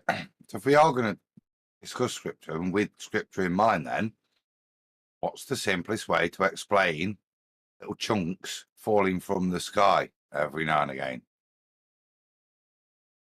If you want to go and give yourself an explanation of something you can't prove, yeah, and you could imply that the logical thing is you've only got scripture to refer to. So what's up there that could fall down? Fall down, go boom, boom, go splash, splash. Oh, I don't get it. I don't. Look, he's got his disconcerted face on as he's going to hopefully address the point. Because this again is a point of opposition with Danny's worldview, which opposes scripture. And to say from an Occam's razor point of view, yeah. And is it multiple things that come on past that always look like they go down and land on Earth coming from a vacuum, with no barrier as described by scripture? Or is it that maybe little chunks of that barrier fall off every now and again? Yeah. I don't know, but no, Occam's razor, like they're not postulating. No, you're correct. I mean, that would be the simplest explanation. You know how I am with explanations, though. But I see where you're headed with it. Yeah. As many meteors as there been, my goodness, that well, again, I think bad repair. Yeah. My goodness, what does that mean? My goodness. Okay, so mathematical probability, which is Danny's world. Okay, what's the reality of so many then constantly hitting us going in a downwards direction? What's the probability of that to a containment dome for the air we breathe, which has pressure to maintain that pressure, having bits fall off of it, always falling down? What's the likely more probability thing if you're going to invoke scripture? Well, I would come at it from a different angle. I would say if I've never seen one go down or going up, sorry, I've only seen these things they're calling meteors go down. Now, Danny is kind of half claiming that he's seen loads go up. But if most people have only ever seen these things appearing to go down, then what's the mathematical probability that that is possible for most people in the world to only see these things appear to go down within a heliocentric paradigm where nothing is set in any direction and everything is random? So that's not random. That doesn't fit random, if you understand what I mean. Yeah. I know. Yeah. But most flat earthers would say that stereotype fallacy. They would say. Now he's defining what the future actions of the stereotype fallacy. That's the wrong word. Supernova, superpower, supermullet. Roger Ledwell said it takes less time to make pickles. Yeah, Roger's on it tonight. Those are meteorites they're talking about. Most flat earthers, I think, would say that meteors are just lights in the sky. That's all they are.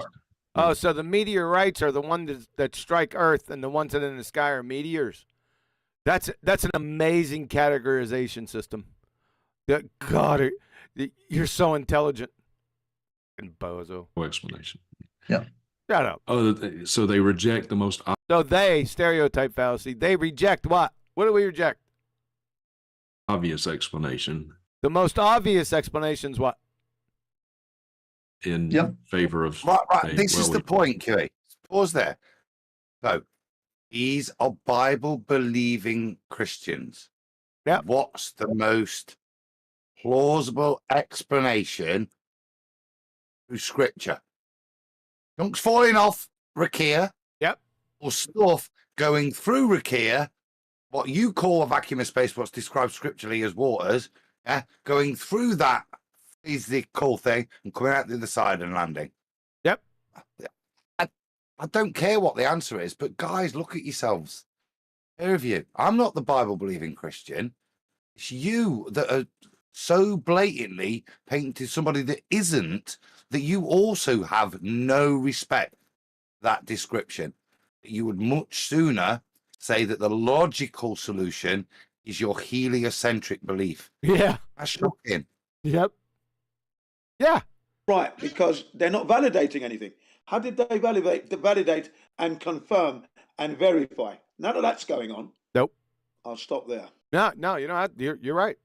Yeah, it's nothing but baseless assertions based in their philosophy, their heliocentric, ball-tard spinning space monkey philosophy. But Adam's right; they're Christians.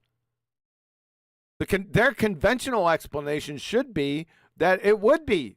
Not that they validated it, but the one that Occam's razor, and we don't use Occam's razor as a heuristic here. But however, the simplest explanation would be that it's falling out the dome. That wouldn't be that extravagant. This is philosophical. So we can use Occam's razor because there isn't a standard to apply to. I think Occam's razor is fear, fair, F-A-I-R at this point, yeah, because there isn't a standard we can't apply science to this. Right. There is no science. We're saying, and this is the point, as people that take Scripture as the inspired word of God and it describes things like this, how can you, as somebody that takes that position, say that the logical explanation for these things is something that defies that scriptural definition? That's my point. I know what your point.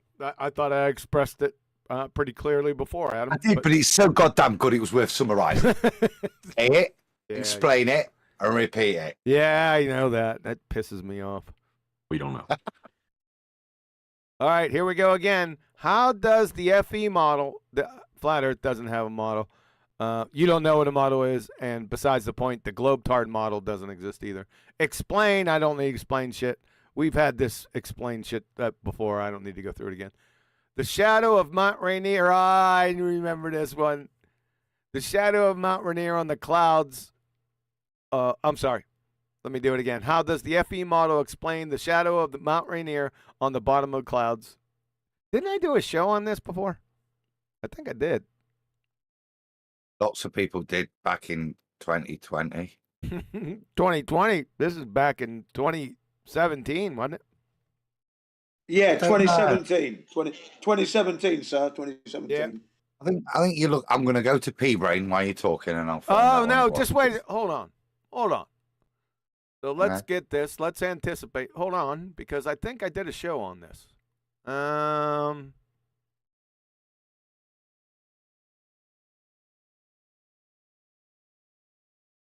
Oh, crap. Could be 2018.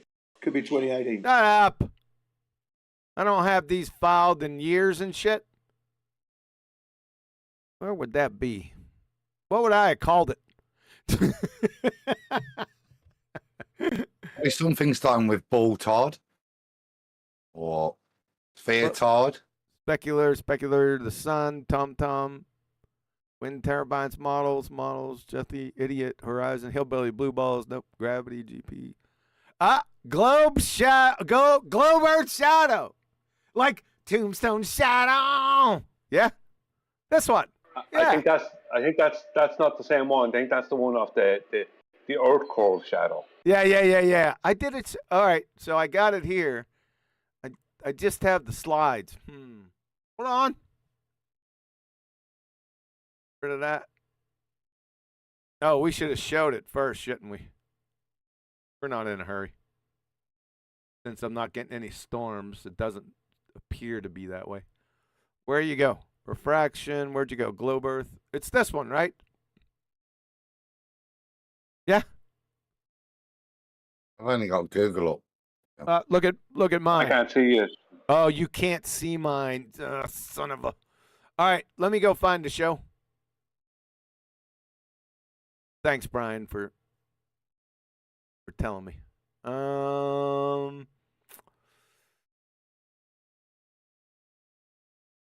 Well, I shouldn't put that up there. Okay, dashboard. Would it be under Globe Earth? I'll bet you it'd be under Globe Earth Shadow, wouldn't it? I better have titled it that way. Yeah. It's just the shadow on the clouds viewed from the Shut up, ground, Adam. isn't it? I'm just trying to remember what the. I remember. What these things are dealing with made up ball and nonsense as to what they claim it is on a ball and why it proves it's a ball. Why is this buffering? All right. There you go. There. That's what I'm trying to remember. See, there's the show, Adam. So this is from. Yeah, look who's on the side. I'm involved. There I am. There I am. Look. Boy, this is an oldie from a couple years ago. What's the exact date? That's only 2 years ago, though.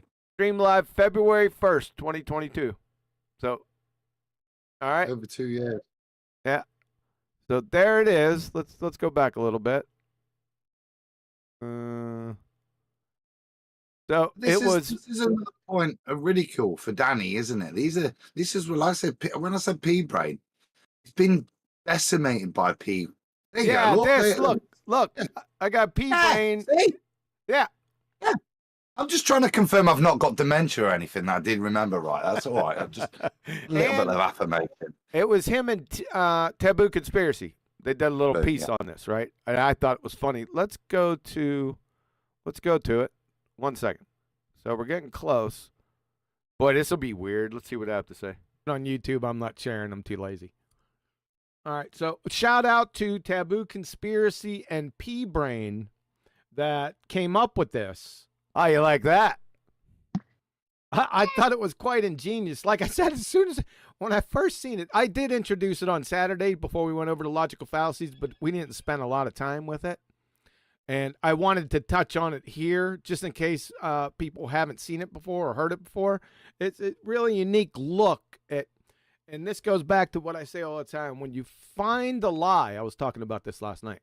When you find if you know somebody's lying or you got a lie in front of you, then there is a paradox somewhere in that claim or the details of the claim, and you just got to find it.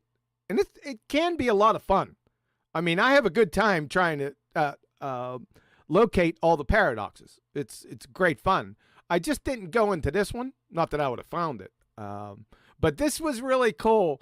And I usually don't watch the videos that are posted in Skype, but this one I did.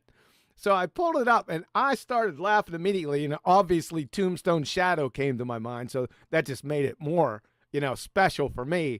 But they got a really unique look on this, right?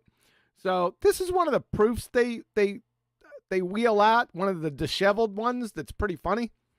And you guys know this. I think it's from, this is the model or the depiction of it, and this is the actual You should photo. be more So succinct. I'm sure every flat earther has, shut the hell up, Adam, had this thrown in their face at one time or another, if I'm not mistaken. You guys will get this here in a couple seconds. So I think, is this Mount Rainier? Is that what it is? I can't remember. Yes, it's Mount Rainier. Mount Rainier, yeah. So it's not a big deal. But you're going to get this thrown in your face. Well, when we know there's a lie because the Earth's flat, right? There's going to be some problems. So what they said was, and I don't know whether it was P-Brain or Taboo Conspiracy. I think they were headed down the same trail. But like I said, shout out to both of you guys, man. Outstanding work. So they said, okay, well, let's remove that mountain and let's take a look at another sunset. In other words, every person observing a sunset without mountains in the foreground you know, sort of this scenario, must see that. So I do. Okay, everyone got that? Did everyone understand that? Hopefully you did. I won't go too far into it. That's pretty funny. Uh-oh. Superconductor! Supercalifragilistic. He's saying it so low, so it's so funny that you keep missing it. Roger Led Wilson, we can call it a portrait of a hypocrite. Yes. Yeah, we surely can. All right. You got, hopefully, thanks a lot, Roger. Hopefully you guys got this. And I was very concise. Sorry, bastard. All right, let's go back. What are we going to do then? Are we going to, now because we have responded, we're just going to let him waffle for his bit? Not interrupt. But we're going to see. We preempted it a bit because this is the same thing. Let's see what happens. All right, the shadow of Mount Rainier. Yeah. I had this in my short little video, and so the sun is cast this shadow from Mount Rainier, and you can see the shadow cast on the underneath side of the clouds. And I said that that's simply not possible on a flat Earth model where on a flat Earth model. You clown of an idiot. They would admit that the sun and the moon. I'm not commenting on what. Look at the justification he's got to stay on the ball. Well, I can't see how that's possible on a flat Earth. Therefore, it has to be on a ball, doesn't it? If he can't see why the straw man he's built for a flat Earth can't produce that shadow, it has to be a ball. Yes, but he said flat Earth model. I'm being pedantic, but he's a moron. Let me pull a J. Let's get the whole thing. I'm talking about the cognitive dissonance that's being applied. Yeah. Because he cannot justify. Cast on the underneath side. Hold on. Oh, go ahead. No, I've made the point. Okay, here we go. Of the clouds. And I said that that's simply not possible on a flat Earth model where. Yeah, it's not possible on the flat Earth straw man model that you got. Yes. they would admit that the sun and the stereotype fallacy. Moon are above the clouds. So how does that happen? Is the shadow of Mount Rainier a legitimate argument for a globe Earth? I think it is. You would, because you're retarded. We just slammed dunk your ass just a few seconds ago. You're an idiot.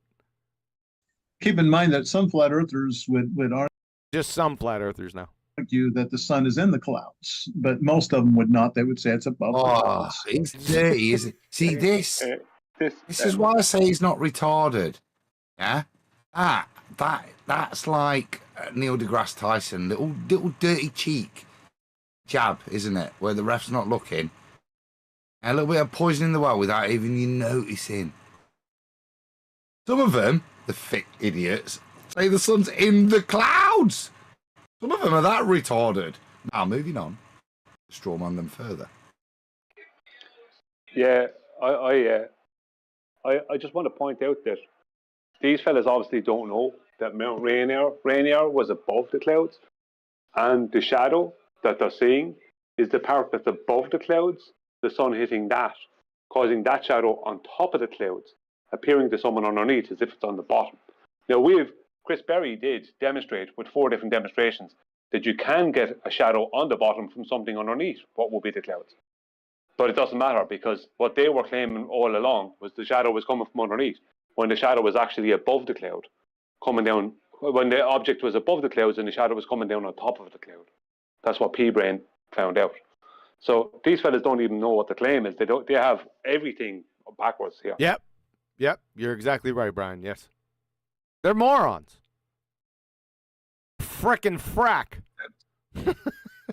Now, he's about to expound on why this proves a ball, I think. That's why he's just made that statement. So let's hear it. Let me pull a J. I'll pull a J, get the whole thought.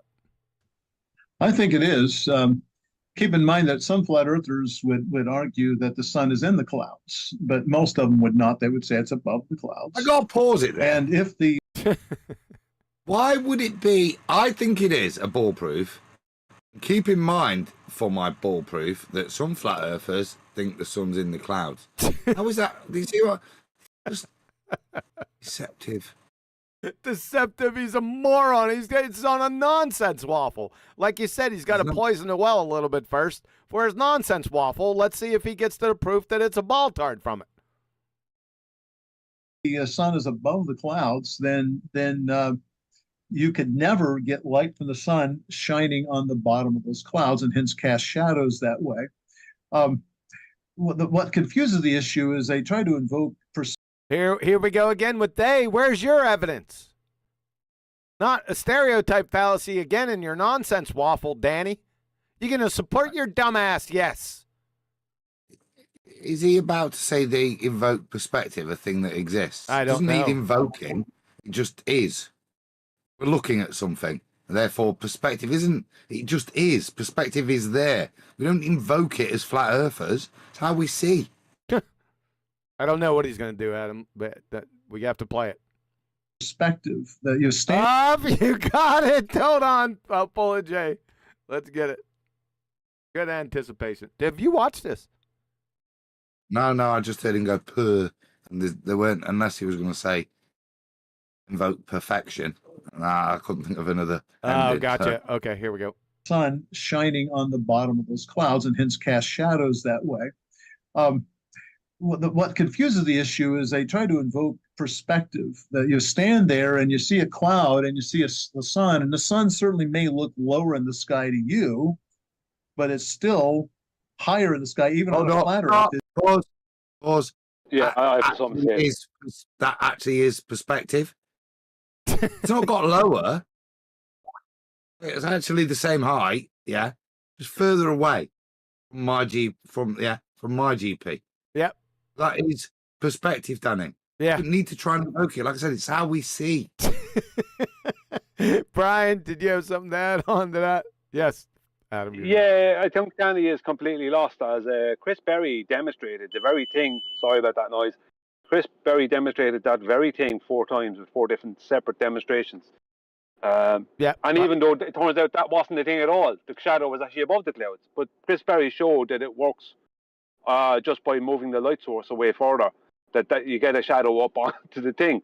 So, I mean, either they're totally lying or they literally have not been keeping up to date with the flat earth debate. From 8 years ago. It's higher in the sky than the cloud.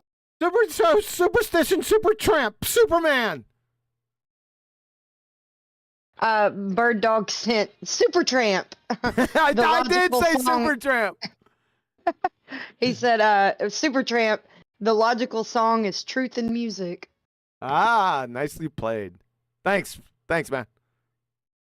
Here we go. Clouds can be. On a flat Earth with the sun above the clouds, it's impossible. Wait a second. What about on the Globetard? Aren't you going to get to that?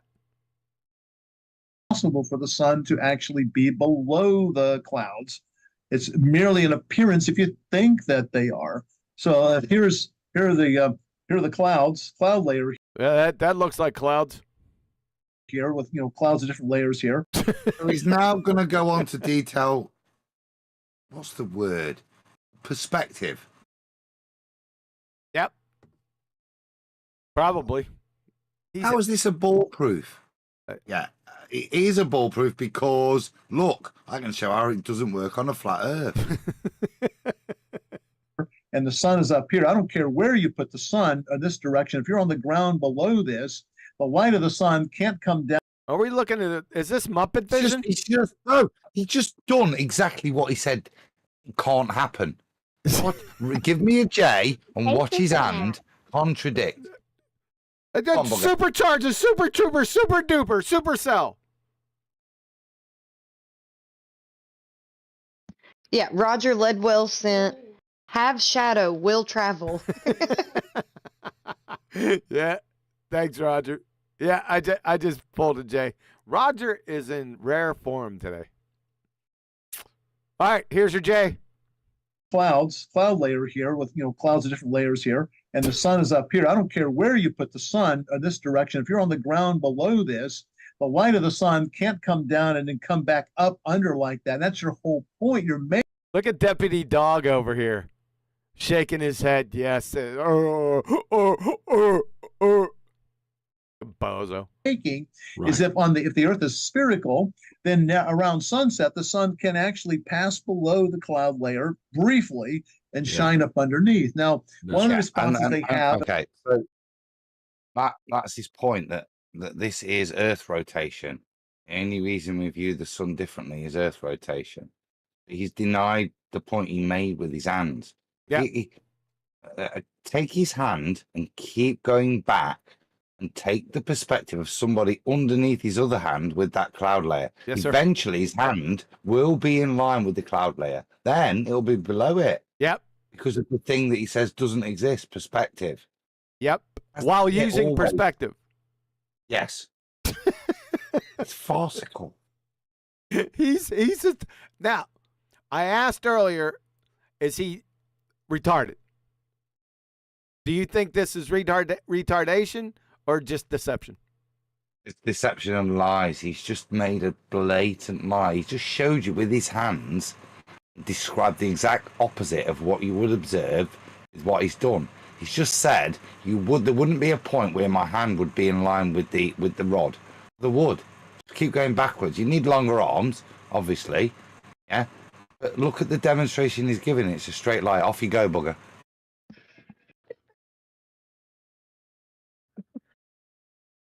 Bugger! He said it, but he said it really low. Need it again. That's not valid. Say it. Superchat. Supermarket, Super Bowl, superficial. He doesn't want to say it loud for some reason. Sorry. Vlad on 0 degrees. He sent busy day over here, but just started listening on YouTube. Thanks QE and the panel, and shout out to my Balkan bros, Sasha and Elvis. Ah, All right. Balkan Bros. I like it. Thanks, man. Thanks, Vlad. Yeah, now, Danny is a demonstrated liar. We all know this, but in this particular case, he's retarded. He's just contradicted himself quite a number of times. But I'll let it go. And I saw that in some of the comments, and I've seen this before, is they argue that light from the sun is coming down, stereotype fallacy, hitting some water or something, reflecting up and doing that. That's problematic in my mind, but let's. Why is that problematic? Do you not believe in reflection, Danny? What a clown. Just let that go for the time being. No, let's stay on there. But the Mount Rainier shadow really can't work at all, because now we're really the shadow is being cast by direct sunlight, and if the clouds are here and the sun is above the clouds, then the light of the shadow cast will have to point away from the sun. So now we're not going to convince any flat earthers of that. You're a clown. We already destroyed you. Where was it? Where is he? I deleted. I got out of this. I should have kept this up.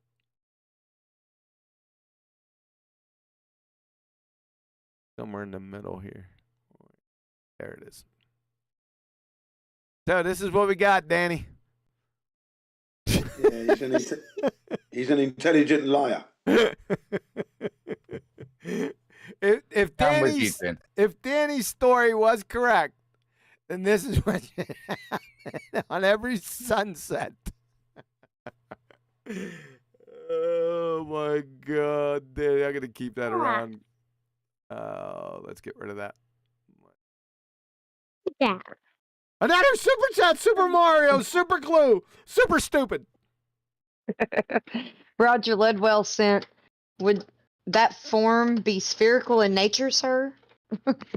What form?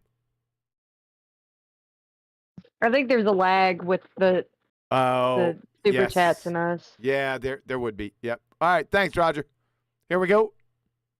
But I think simple geometry and understanding of perspective indicates that simple geometry, another backhanded slight. You catch that, Adam? That is a good argument. Yeah. That's a dumbass argument. No. Right. An understanding of perspective. He's denying perspective in his claim. Yeah, he's fundamentally denying perspective. It's all about geometric position.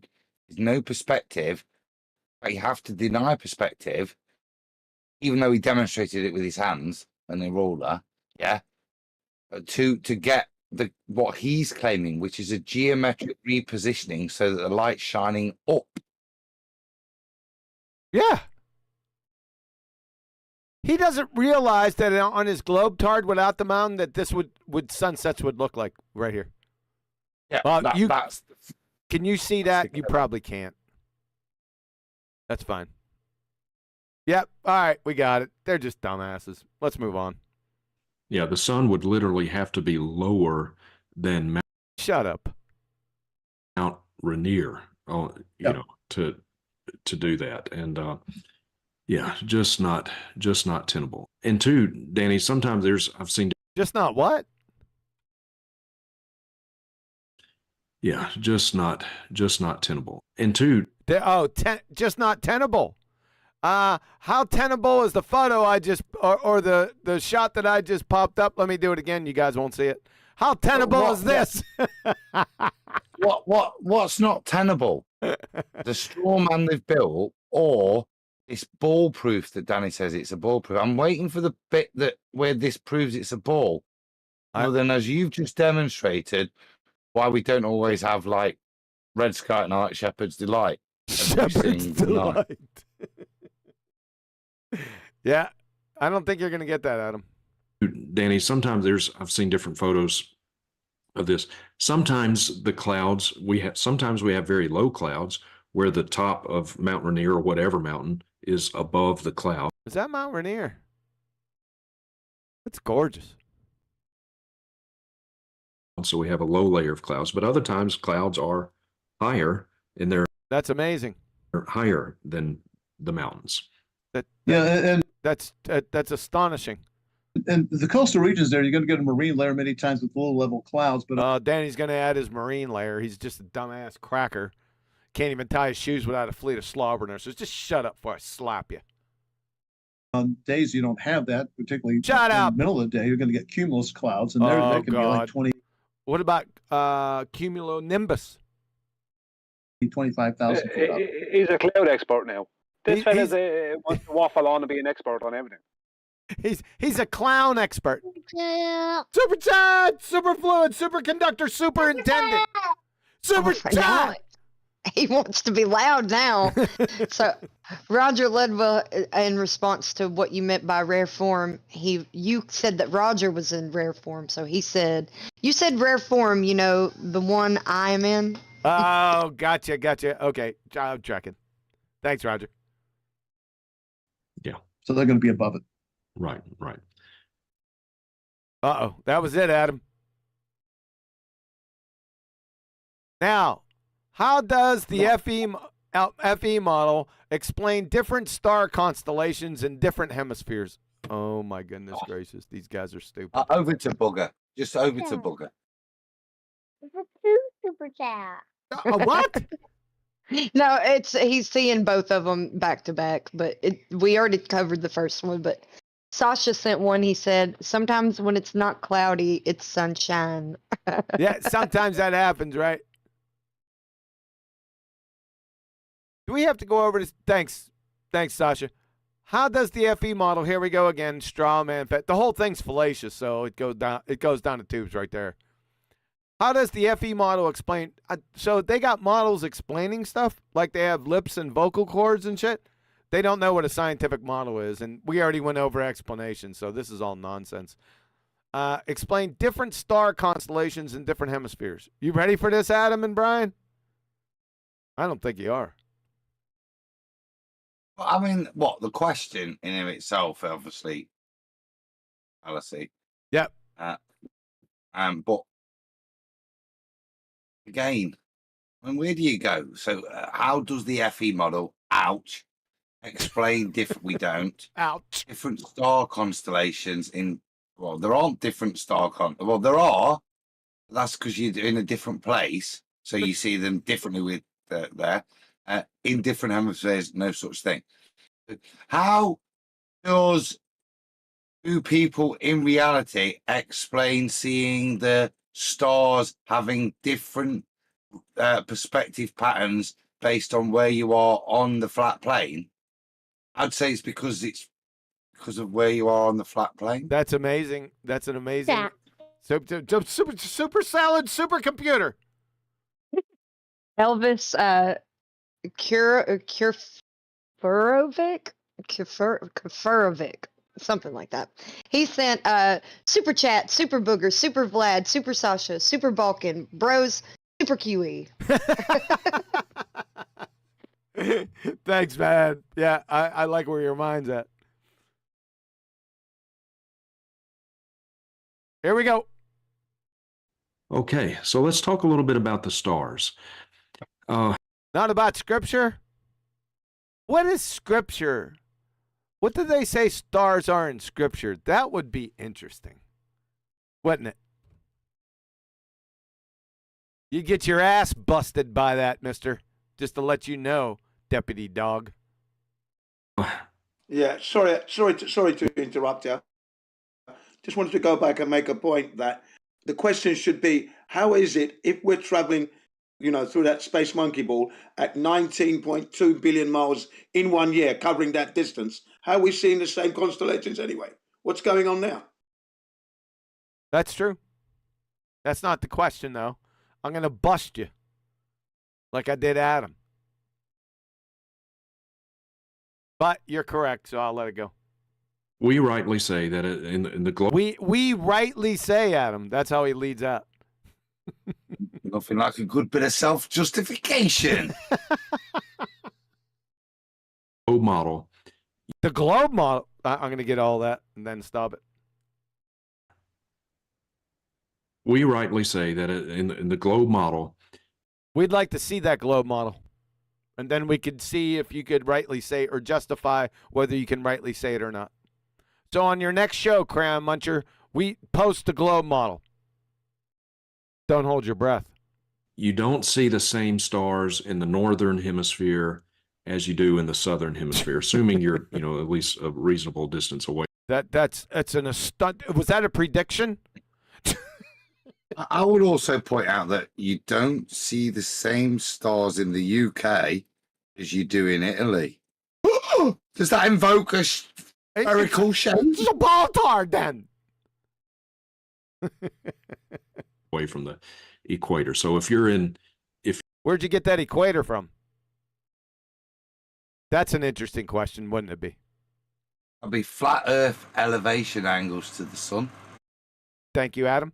If you're in Minnesota and you look up at the night sky, are you going to see the same stars as you would if you're in the Chile? Not in Chile, in Missouri. The answer would be no. You know why?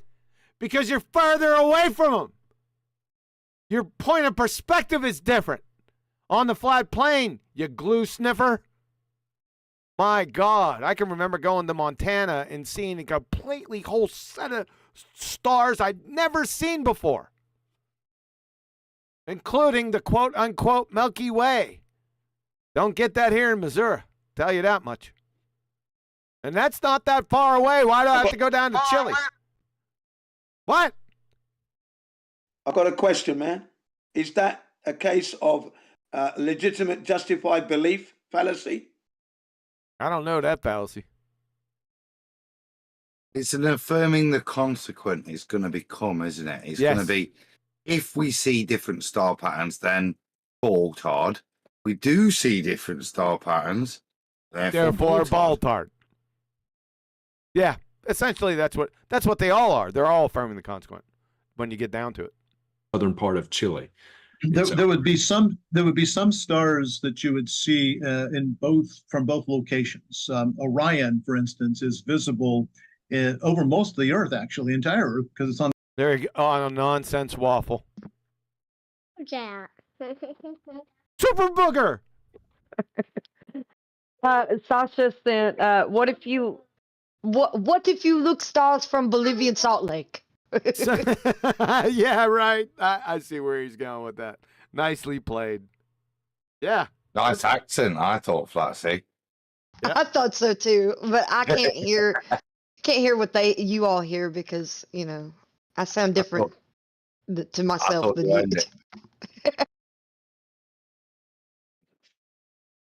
On the celestial equator, so people in Minnesota can see Orion. People in Chile can see Orion. I've been to Chile many times, and I've seen Orion. Can they see the Milky Way? That's a good quote. This is a nothing burger, anyway. Orion down there, and but the thing is, stars to north of Orion are not going to be visible. You go to the Polaris. Stars north of Orion. What the hell does that mean? Okay, so we're at a point again now where, by the fundamentals, what they're saying, if I go, like I said, it's an affirming the consequent, but they don't even have their side being the opposite of the affirming the consequent. Yeah, they're in agreement with us. The difference being, we invoke perspective. We only invoke Earth curve as to why you can't see those other stars. But they're not saying, well, we can see those other stars. It's a really odd rebuttal again. It is a non-rebuttal. The super chat goes. Super radar. Yeah. That doesn't count. Well, he said it. He said it, but you didn't hear him. Well, then he needs to say it so we hear it, so we can move forwards. Roger Letwell. No, you just say super chat, baby. Roger Letwell, he's reading the super chat. Oh. Yeah. He said, "Star Talk with Danny. Look out, Neil." You take Mama's job. Go on, bugger. Take Mama's job. Listen, I gotta be right up there. useful for something. He bellied right up there and took over. I love that. Roger Ledwell. Brilliant, bugger. Thank you. Yeah, it was brilliant. It was really cool. I bet Roger liked that too. Yeah. You go to the Big Dipper, Cassiopeia. Those are not generally visible down in, say, Australia. But there are things though down in Australia that you can see, like the Southern Cross, that you can't see from Minnesota, much of the United States, as it turns out. You know, when people go to the Southern Hemisphere, one of the first things they want to see is the Southern Cross. I had mentioned that raft trip that. The good song, Southern Cross, Crosby, Stills, and Nash. But I digress. No, it's about as relevant as what he's talking about. It's about, I'll go to the south and I want to see the different stars that you see in the south. Well, happy days, yeah. Well, that would be one thing if you were interested in stars, knowing that they're different down there. Like Orball, that's a fact, isn't it? I'm not sure. He's pointing out that if you go to Australia, the stars are different. Hello? Is that for anyone? Time bar? Therefore, Baltard. That's what I said. All this can be is an affirmation. If the stars are different, we live on a ball. Yeah. Stars are different. Live on a ball. Yeah, that's how stupid. They're morons. They think they're intellectuals too. It's mind-numbing, and I'm embarrassed for them. Summer, well, about 8 or 10 years ago, I had a couple of Here we go with another nonsense waffle about Danny's retard adventures. That went on the trip with us. And early in the trip, before we even launched, one of them asked me, said, "I've always wanted to see the Big Dipper. Can you show me the Big Dipper on this trip?" And I said, "But I'll be happy to." And when I showed it to him that first clear night, it was like he could die a happy man, you know, because he finally saw this very famous group of stars, and he had never seen it, being in Australia all his life. Yeah. So there are parts of the sky that you can see on both sides, but there are parts that you can't. Therefore, Globetard. And I have here a couple of planispheres. These are. Oh, he was set up. He is set up with this. Why weren't you set up with your photo or your meteors going up, but you're set up with this? You lying scumbag. Things that They take what the sky would be, and What you you got? can dial it up for different dates and times. Spin this thing around, and you Oh, got different God. dates and times, and it will show you which stars are visible. These are nice little things that are very good. This is one for the southern hemisphere. It says right here for no, it's the northern hemisphere, 42 degrees north. This is important. This. It's going to be interesting how he portrays what this planisphere is, as if there's one for the if you live in. Let's presuppose the hemispheres, but and we're on a ball. But to pretend that if I'm in the UK or in Italy or Egypt in the northern hemisphere, that hemispherical planisphere is just exactly applicable wherever I am. Or if I'm in Australia, I have to have this one. Or if I'm on the equator, I don't know. What do I do if I'm on the equator? Which one should I get? Annie? Let's see what he says. And I just looked over here as he said it. Planisphere. Does this mean plane? Yeah. So it's the plane spherical representation of the skies. Right? So how you... But that's what it is. You look at the celestial sphere, right, and you see it as a celestial sphere. But I can't give you a ball like the old days where you actually held a celestial sphere and you rotate it. What you've got here is a planisphere, which is the representation. So you can line up that planar sheet that the stars are represented on to the celestial sphere of the heavens that you're seeing through perspective. Therefore, ball? No. Therefore, perspective. Yes, exactly. I like that plane there. I really do. All right. It says on the planisphere there, and the stars are right there. Now here's one that is for the. Are the stars actually right there, or are the stars in the sky? Look underneath, right? So you can see on screen one planisphere, then 1, 2, the third line underneath. Look at what he's describing where it's relevant to. For latitude 42 degrees north. Yeah. There you go. Yeah. See what I'm saying? There isn't a northern hemisphere. It's the star. If you're at 42 degrees north, these are the stars you'll see. Right. And if you twist it, yeah. Right.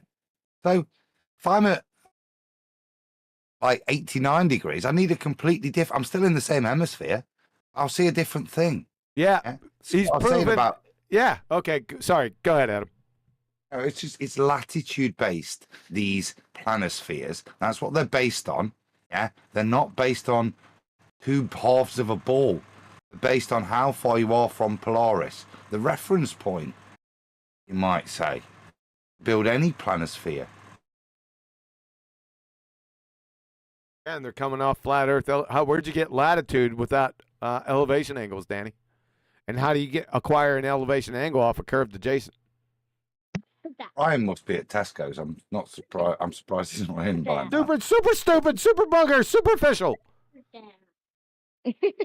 Roger Ledwell sent that my shape. Bam. That my shape. Bam. Is that it? Yep. All right, Roger. Thank you. That my shape. Bam. Planisphere there. Well, I want one last thing.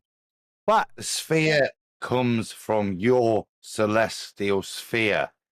The plane is the thing you're viewing it on, and the way it's represented on that flat chart. Yeah. But look, the sphere comes from your viewpoint, your perspective, at 42 degrees north. Yes. Not get hoodwinked into thinking the sphere part of the planisphere relates to the northern hemisphere.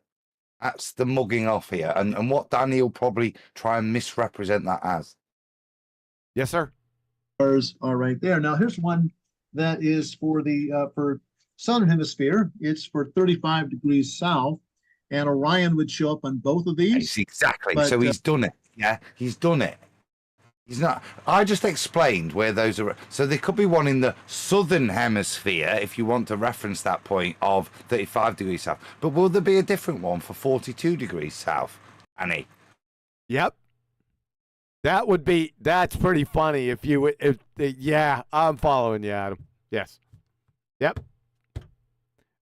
He just boned himself. He usually does that. So go on, Danny. What's this horse shit mean?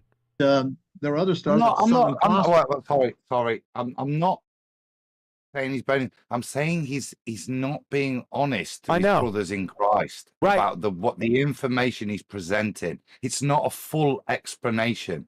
Yeah? It's not honest like what I'm giving you. Each side, I don't know what it proves. Yeah, but that's the truth of what these things are. But I'm not representing them as some kind of half of a globe. Yes, sir. Which is what he's doing. Yep. Lying. Yeah, this is pretty deceitful, this part right here. This is obvious. Yes. Will show up on this one, but it won't show up on that one. Okay. A lot of flat earthers try to say that if the Earth stereotype fallacy orbits around the sun, then we ought to see different stars at night throughout the year. And they say we see the same stars all the time. Well, that's just blatantly false. Oh, really? How so? For instance, I mentioned Orion. That is a constellation that's up all night in December. It's still visible now. That's the what? That's the opposite of what you just said. Are you retarded? Because we're back to Jen's point, right? That's the question that Jen asked. Or am I mixing his words up? Danny's words. Well, thanks for chiming in. And you can see it worldwide. But you know what? That's right. That's Jesus. my question. Yeah. Why don't you chime in when I ask you?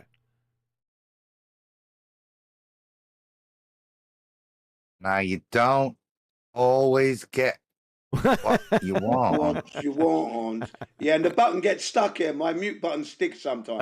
Okay. That's fair enough. Nobody in the world will see it. It'll be gone because it's behind the sun. So what the argument that they're making is absolutely correct, that at least the first part of it, if we're orbiting around the sun, the stars ought to change throughout the year. The problem is they say that's not what we see, and that's patently false. Again, don't take my word for it. What are you talking about, clown? Who knows? Go get a planisphere, and we have to dial it. Why did you get a planisphere? Just look up at the sky!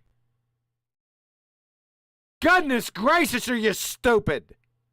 To move this around for time of night and time of year using that little spinner. Also, you can get monthly sky charts that will tell you what's... Here we go on with the freaking nonsense waffle.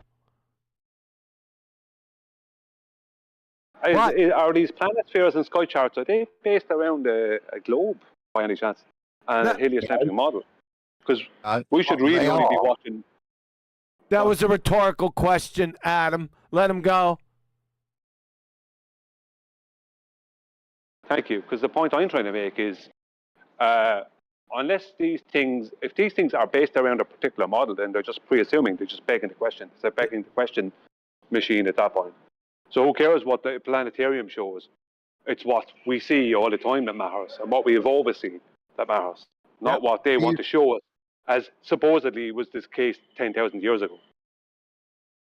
Have you just come back? Because I called you out earlier just to say, what do you think of this? We showed the planisphere, right?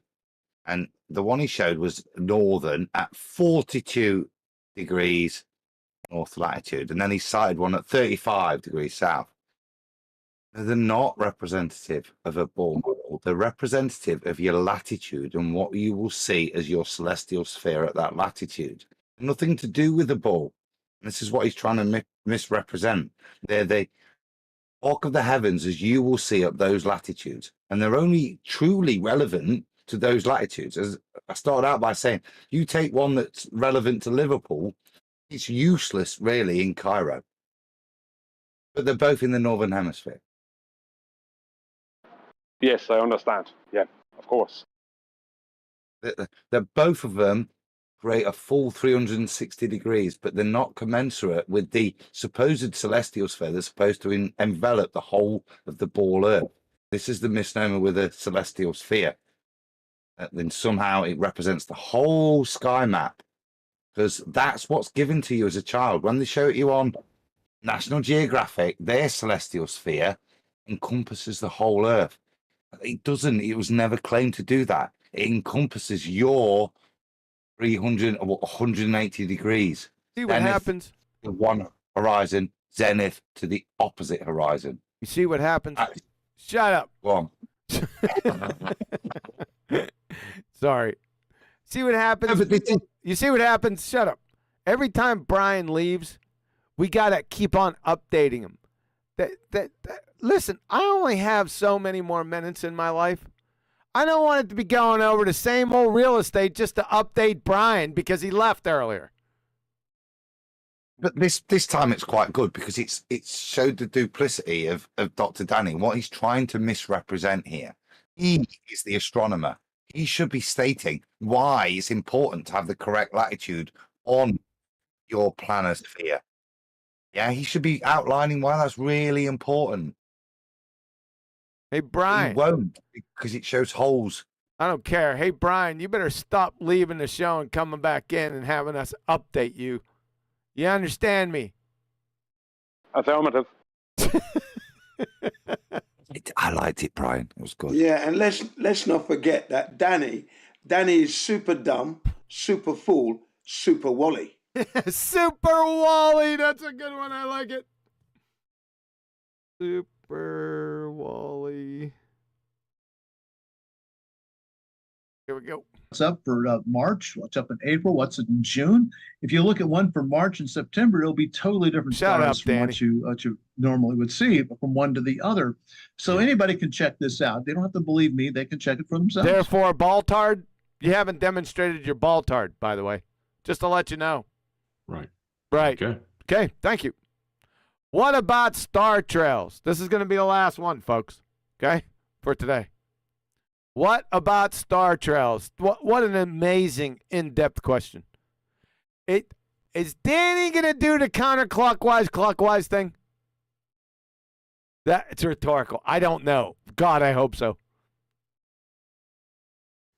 What about star trails? What can star trails, so like long exposure photographs with the star trails, what can that tell us about the shape of the Earth?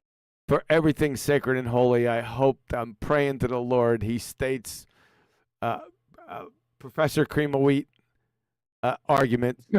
I just can't. I haven't seen it. I'm just hoping. The Earth. And I've done this a number of times too. I've taken time-lapse videos. I've taken star trails, and you get this nice circular pattern. Ones I can take are about a half an hour for one single one because my camera won't go any longer than a half. Who gives a shit? Get on with it. I give a shit because I've taken star trails, but I can't actually do them because my camera can't do them. That's what I was just being told there. He's a duplicitous liar. That was the biggest. Give me a J, and I want to hear that again. All right. Videos I've taken star trails, and you get this nice circular pattern. Ones I can take are about a half an hour for one single one because my camera won't go any longer than a half an hour. But some people can go for 4 or 5. Can you get Can you get a circular pattern from about half an hour? I caught it. No, you can't. I caught it. I caught it. Lying scrote. Yep. I caught it as he said it. I said, I think I know what Adam's talking about. Yep. Nice catch, Adam. What's scrote? Like lion scrotum? Yeah. Well, yeah. Okay. Scrote. Yeah. We caught you there, Danny. Answer the question, Danny. Can you get a circular star trail from a half an hour exposure? Dumbass cracker. Don't even realize what you're saying. 5 hours to do it because you need really, really low ISO setting in a dark sky to do it. The ISO setting, that sounds technical. Another diversionary nonsense waffle. And you see these nice circular patterns, and I see flat earthers quite frequently. Flat earther stereotype fallacy. they make the claim that the circular pattern can only show up on a flat Earth. And again, that's just wrong. Remember what their Look at this guy over there shaking his head. No. No. Unbelievable. model is. You've got a circular disc. We don't have a model, and neither do you. With a dome over top, and the top of the dome is over the North Pole, and the North Star is real close to that point. And the whole thing spins around like. What's spinning? The whole thing. What do you mean? What's the whole thing? That'd be the dome, i.e., this thing that's described in Scripture as the firmament, the things that the stars are set in that we witness moving. I don't know if he's aware of this thing called the Bible, this bloke. There's a lot of descriptions in it. You should read it sometime. He'd probably find it quite illuminating. Yeah, he really should. Yeah, I concur.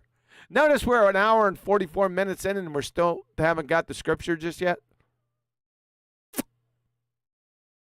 This means that stars are going in circles like that.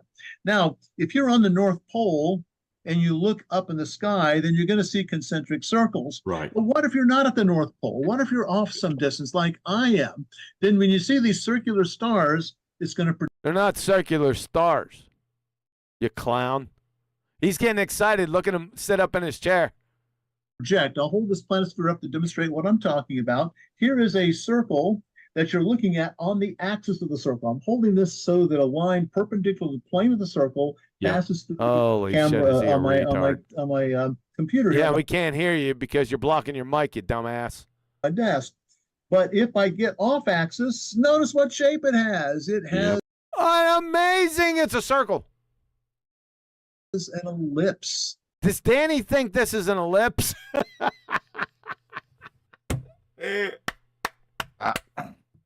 What he's gonna do here? No, what he's doing here is answer the question.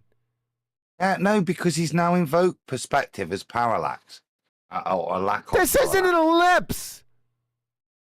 I know, but if he bends it like he's done it now, that's the point. You're adding to it. I'm done it again, haven't I? I told you wouldn't be able to make it. All right, go ahead, Adam.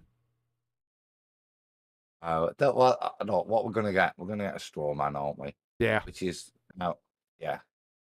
I think fundamentally here we know the heavens don't behave like this. And if we go, I don't know, if we were to go to Scripture, right? Then they'd tell us that they're not going to do these things. That it tells us what they're there for: signs, seasons. Yeah, they hold true to that, which the Scripture says they hold true to, not what we would like to invoke them with regards to geometry, perspective, parallax, Danny. I just can't get over it. He thinks this is an ellipse. He's retarded. We already know he's geometrically illiterate. But you're a retard, sir. Shape. Right. And so he Jedi mind tricked into thinking, Justin into thinking that was an ellipse. You're a retard, sir. Justin. If the flat Earth model is correct. Flat Earth model, there is no flat Earth model. More importantly, there is no globetard model either. Then if you're nowhere near the North Pole, and I am not anywhere near the North Pole, then I'm not going to see circular patterns. I'm going to see elliptical patterns. Elliptical patterns? Really? Show. And I have done this a couple times in the planet. And what would that mean anyway? Planetarium here at the Answers Creation Museum, I would have the planetarium operator spin the stars around the point directly. You spin the stars? Oh, he was in the planetarium. Sorry, I thought he said observatory. Overhead, we call the zenith.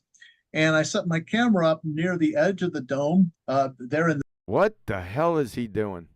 Like you said, Adam, straw man idiot. It's the same standards again. So if I view the stars through whichever model he wants to invoke, but if I view it for a flat Earth straw man model, and I can show that the behavior of the stars does not comport with geometry, then therefore globe. Yep. And we've done this, but the reality is again, going back to Robotham, whose pseudonym was Parallax. So his fundamental promise was that the stars do not present this presupposed geometry of a heliocentric model. Once again, they're presenting an argument that their own model that they would ascribe to, even though they're attacking us with a straw man, that if we apply the same standards to both models, both fail by the measure of judgment. Yeah, because in a planetarium, they use the ellipsoid model, which is not their current model, right? Yeah. Yes, and no parallax. There's no parallax, and these things that are massively different distances, they maintain their distances between each other. They may maintain their relative distances, even though they have to change over millennia. They still maintain those. That's a fundamental confusion within heliocentric paradigm, and that's the premise of attack that they're providing to their straw man flat Earth model that they provide. But he just strawmanned their own model or supposed model. They still man their own and show that it doesn't meet the same standards that they straw man of a flat Earth doesn't. Off you go, bugger.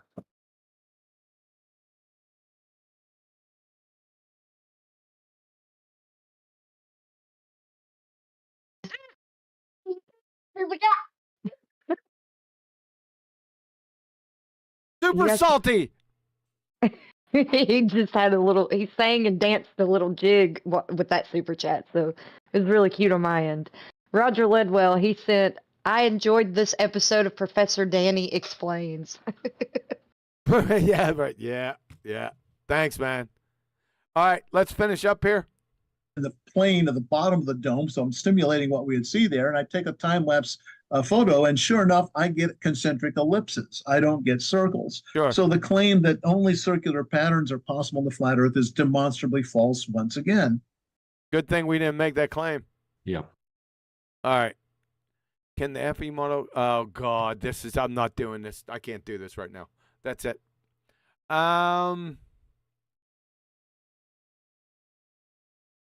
Let's put this up before we go. Remember, I asked Betty to show a picture of her pizza. Ladies and gentlemen, this is Betty's tuna pizza. If you could believe it. Let's get see if I can't get it bigger. Oh, I can. All right, let's take a look. Now the question is this going to make me hungry or full? I don't know. It has it sort of. What's that? An onion? Listen, I love onions, but they don't like me. But I don't mind onions on a pizza. But anything? Are these little brown things? Is this all tuna? It looks like it. You guys seeing this? That looks a bit P-Wally, that. It's that crust. It looks a bit like a Rivita, doesn't it? Oh, and what are you doing eating pizza with a knife and a fork? What are you, posh? What are you, high society or something? You grab that thing with your meat hooks. This is... She's a lady. Second. She's a lady. Oh, she's a lady. I'm sorry. It looks not bad, actually. I know. I would I would give that a bite. You would? Yes. And notice how Betty cut out an Illuminati pyramid. She should have put an olive right here. It would have been an all-seeing eye. An olive in the middle. Okay. I'm glad you said that, Adam. Thank you. Oh, man. Okay, let me get back. All right, guys. Yeah, we're going to end it for today. We still got... Oh, let me do that first. Let me make sure I get that. Copy video URL at current time. Yeah, we need that, so I know exactly where to go back to. How long we got left of Danny? Because I thought the other half was like a space cowboy. Yeah, we've got... Hold on. Let me see how far Danny goes. So we're at 1 hour and 45 minutes. He's still there.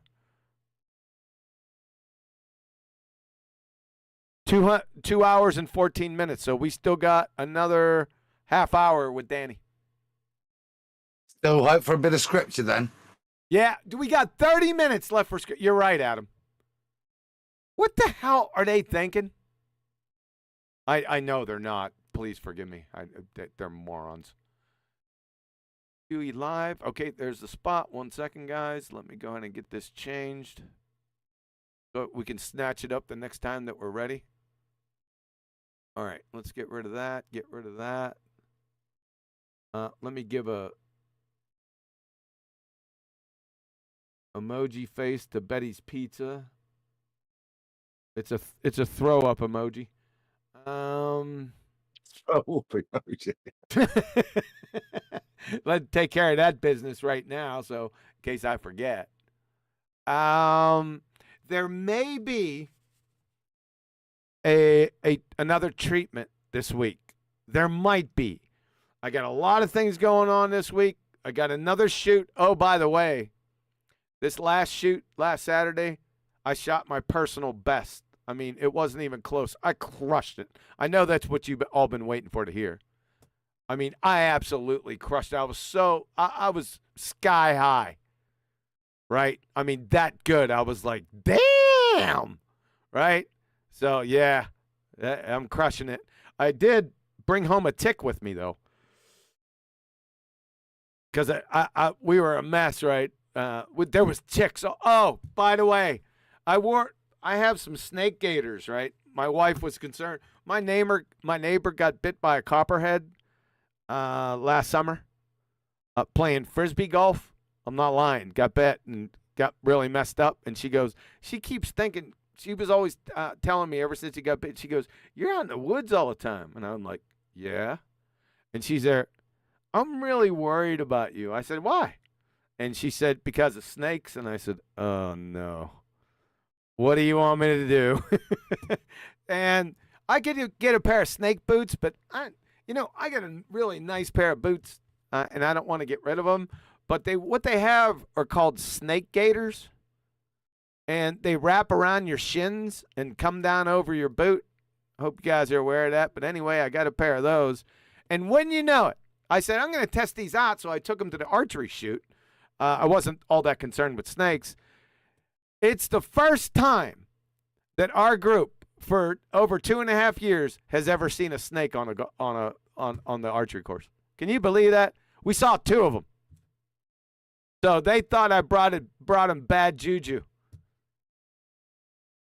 So, and then, like I said, I shot my tail off. I mean, it was just a super shoot. Along with that super chat, Roger, I seen that one. Yeah, super shoot. Roger Ledwell said things are looking up for the bandits. Yeah, and, I bet they are. Yeah. Your wife had some intuition there, not bad juju. Yeah, but the guys thought it was bad juju because I wore the snake gaiters and we seen snakes. But anyway, I brought a tick home with me. Good thing I jumped in the shower. I always do that after each shoot, especially in the woodline. Jumped in the shower, and there he was, halfway in to my friggin' leg. Yeah, son of a bitch. But my wife is an expert tick remover, so she got a hold of that son of a bitch, but it's been itching. He only got like a quarter away in. And I'll tell you what, he was right on my shin, so that's a really tough spot for them to get in. And I was wondering why that dumbass cracker went in there. But he got up, he went in through the snake gaiters, went up over my Insectishield socks. He went over top of them and then jammed me up. Now it's been itching like a son of a bitch. That's my plight right now, people. It woke me up this morning. It was itching so bad. I know that's why you waited so long to hear that. All right. Like I said, I got another archery shoot Saturday, but it's supposed to rain. If it rains, we'll probably have a BALLBUSTERS. If it doesn't rain, I'm going to shoot. But no matter if we have a BALLBUSTERS or not, I'm thinking that there might be another treatment, Danny treatment, right? It's not going to be on the same video because I went through that one. I went through the rest of it, and it's one big nothing burger. There's nothing comparing having the Earth stop rotating. Yeah, there's nothing that compares with that, so we're not going back there. I got another one with him, and we might do that one. So keep a weathered eye out. But, you know, things may come up, so don't hold me to it, but let me just say this. It's possible there's going to be a treatment coming up. All right? Let me get my outro ready. Possibly Here we go. Excited about that then. Yeah, I got real excited about that, and we're going to... I said, look, possibly get excited. There's no point getting... You could possibly get excited. Yeah, Adam, nicely done. All right, hey guys. Thanks for watching the show. I'm sure you got a lot out of it. You got a lot of straw man fallacy. You got a whole friggin' truckload of fallacies. You got a liar, and you got a dumbass. Well, you got two dumbasses. Hope you got a lot out of that. I don't know where I'm going, but I'm starting to get so hungry, man. I got to get something to eat, dudes. Yeah, I know. Damn ticks. All right. Hey, catch you on the flip side. QE out. Yeah, somebody just posted the vestibular system on the chat here, a live stream. But the vestibular system doesn't detect motion. That was something I was taught growing up, that it detects motion. It doesn't. It detects acceleration. Big difference. And we are able to detect acceleration pretty easily. We're not very good at detecting velocity. All we can do with velocity is measure that relative motion with respect to something else. Oh, yeah. Well then, Doofus Danny, the dipshit astronomer, since the Earth in your ball-tart spinning space monkey religion is rotating, hence has an angular velocity, ergo the Earth is constantly accelerating, and... we are able to detect acceleration pretty easily. Can you please explain to us why we can't detect it? Easily? Por favor? You are so dumb. Damn.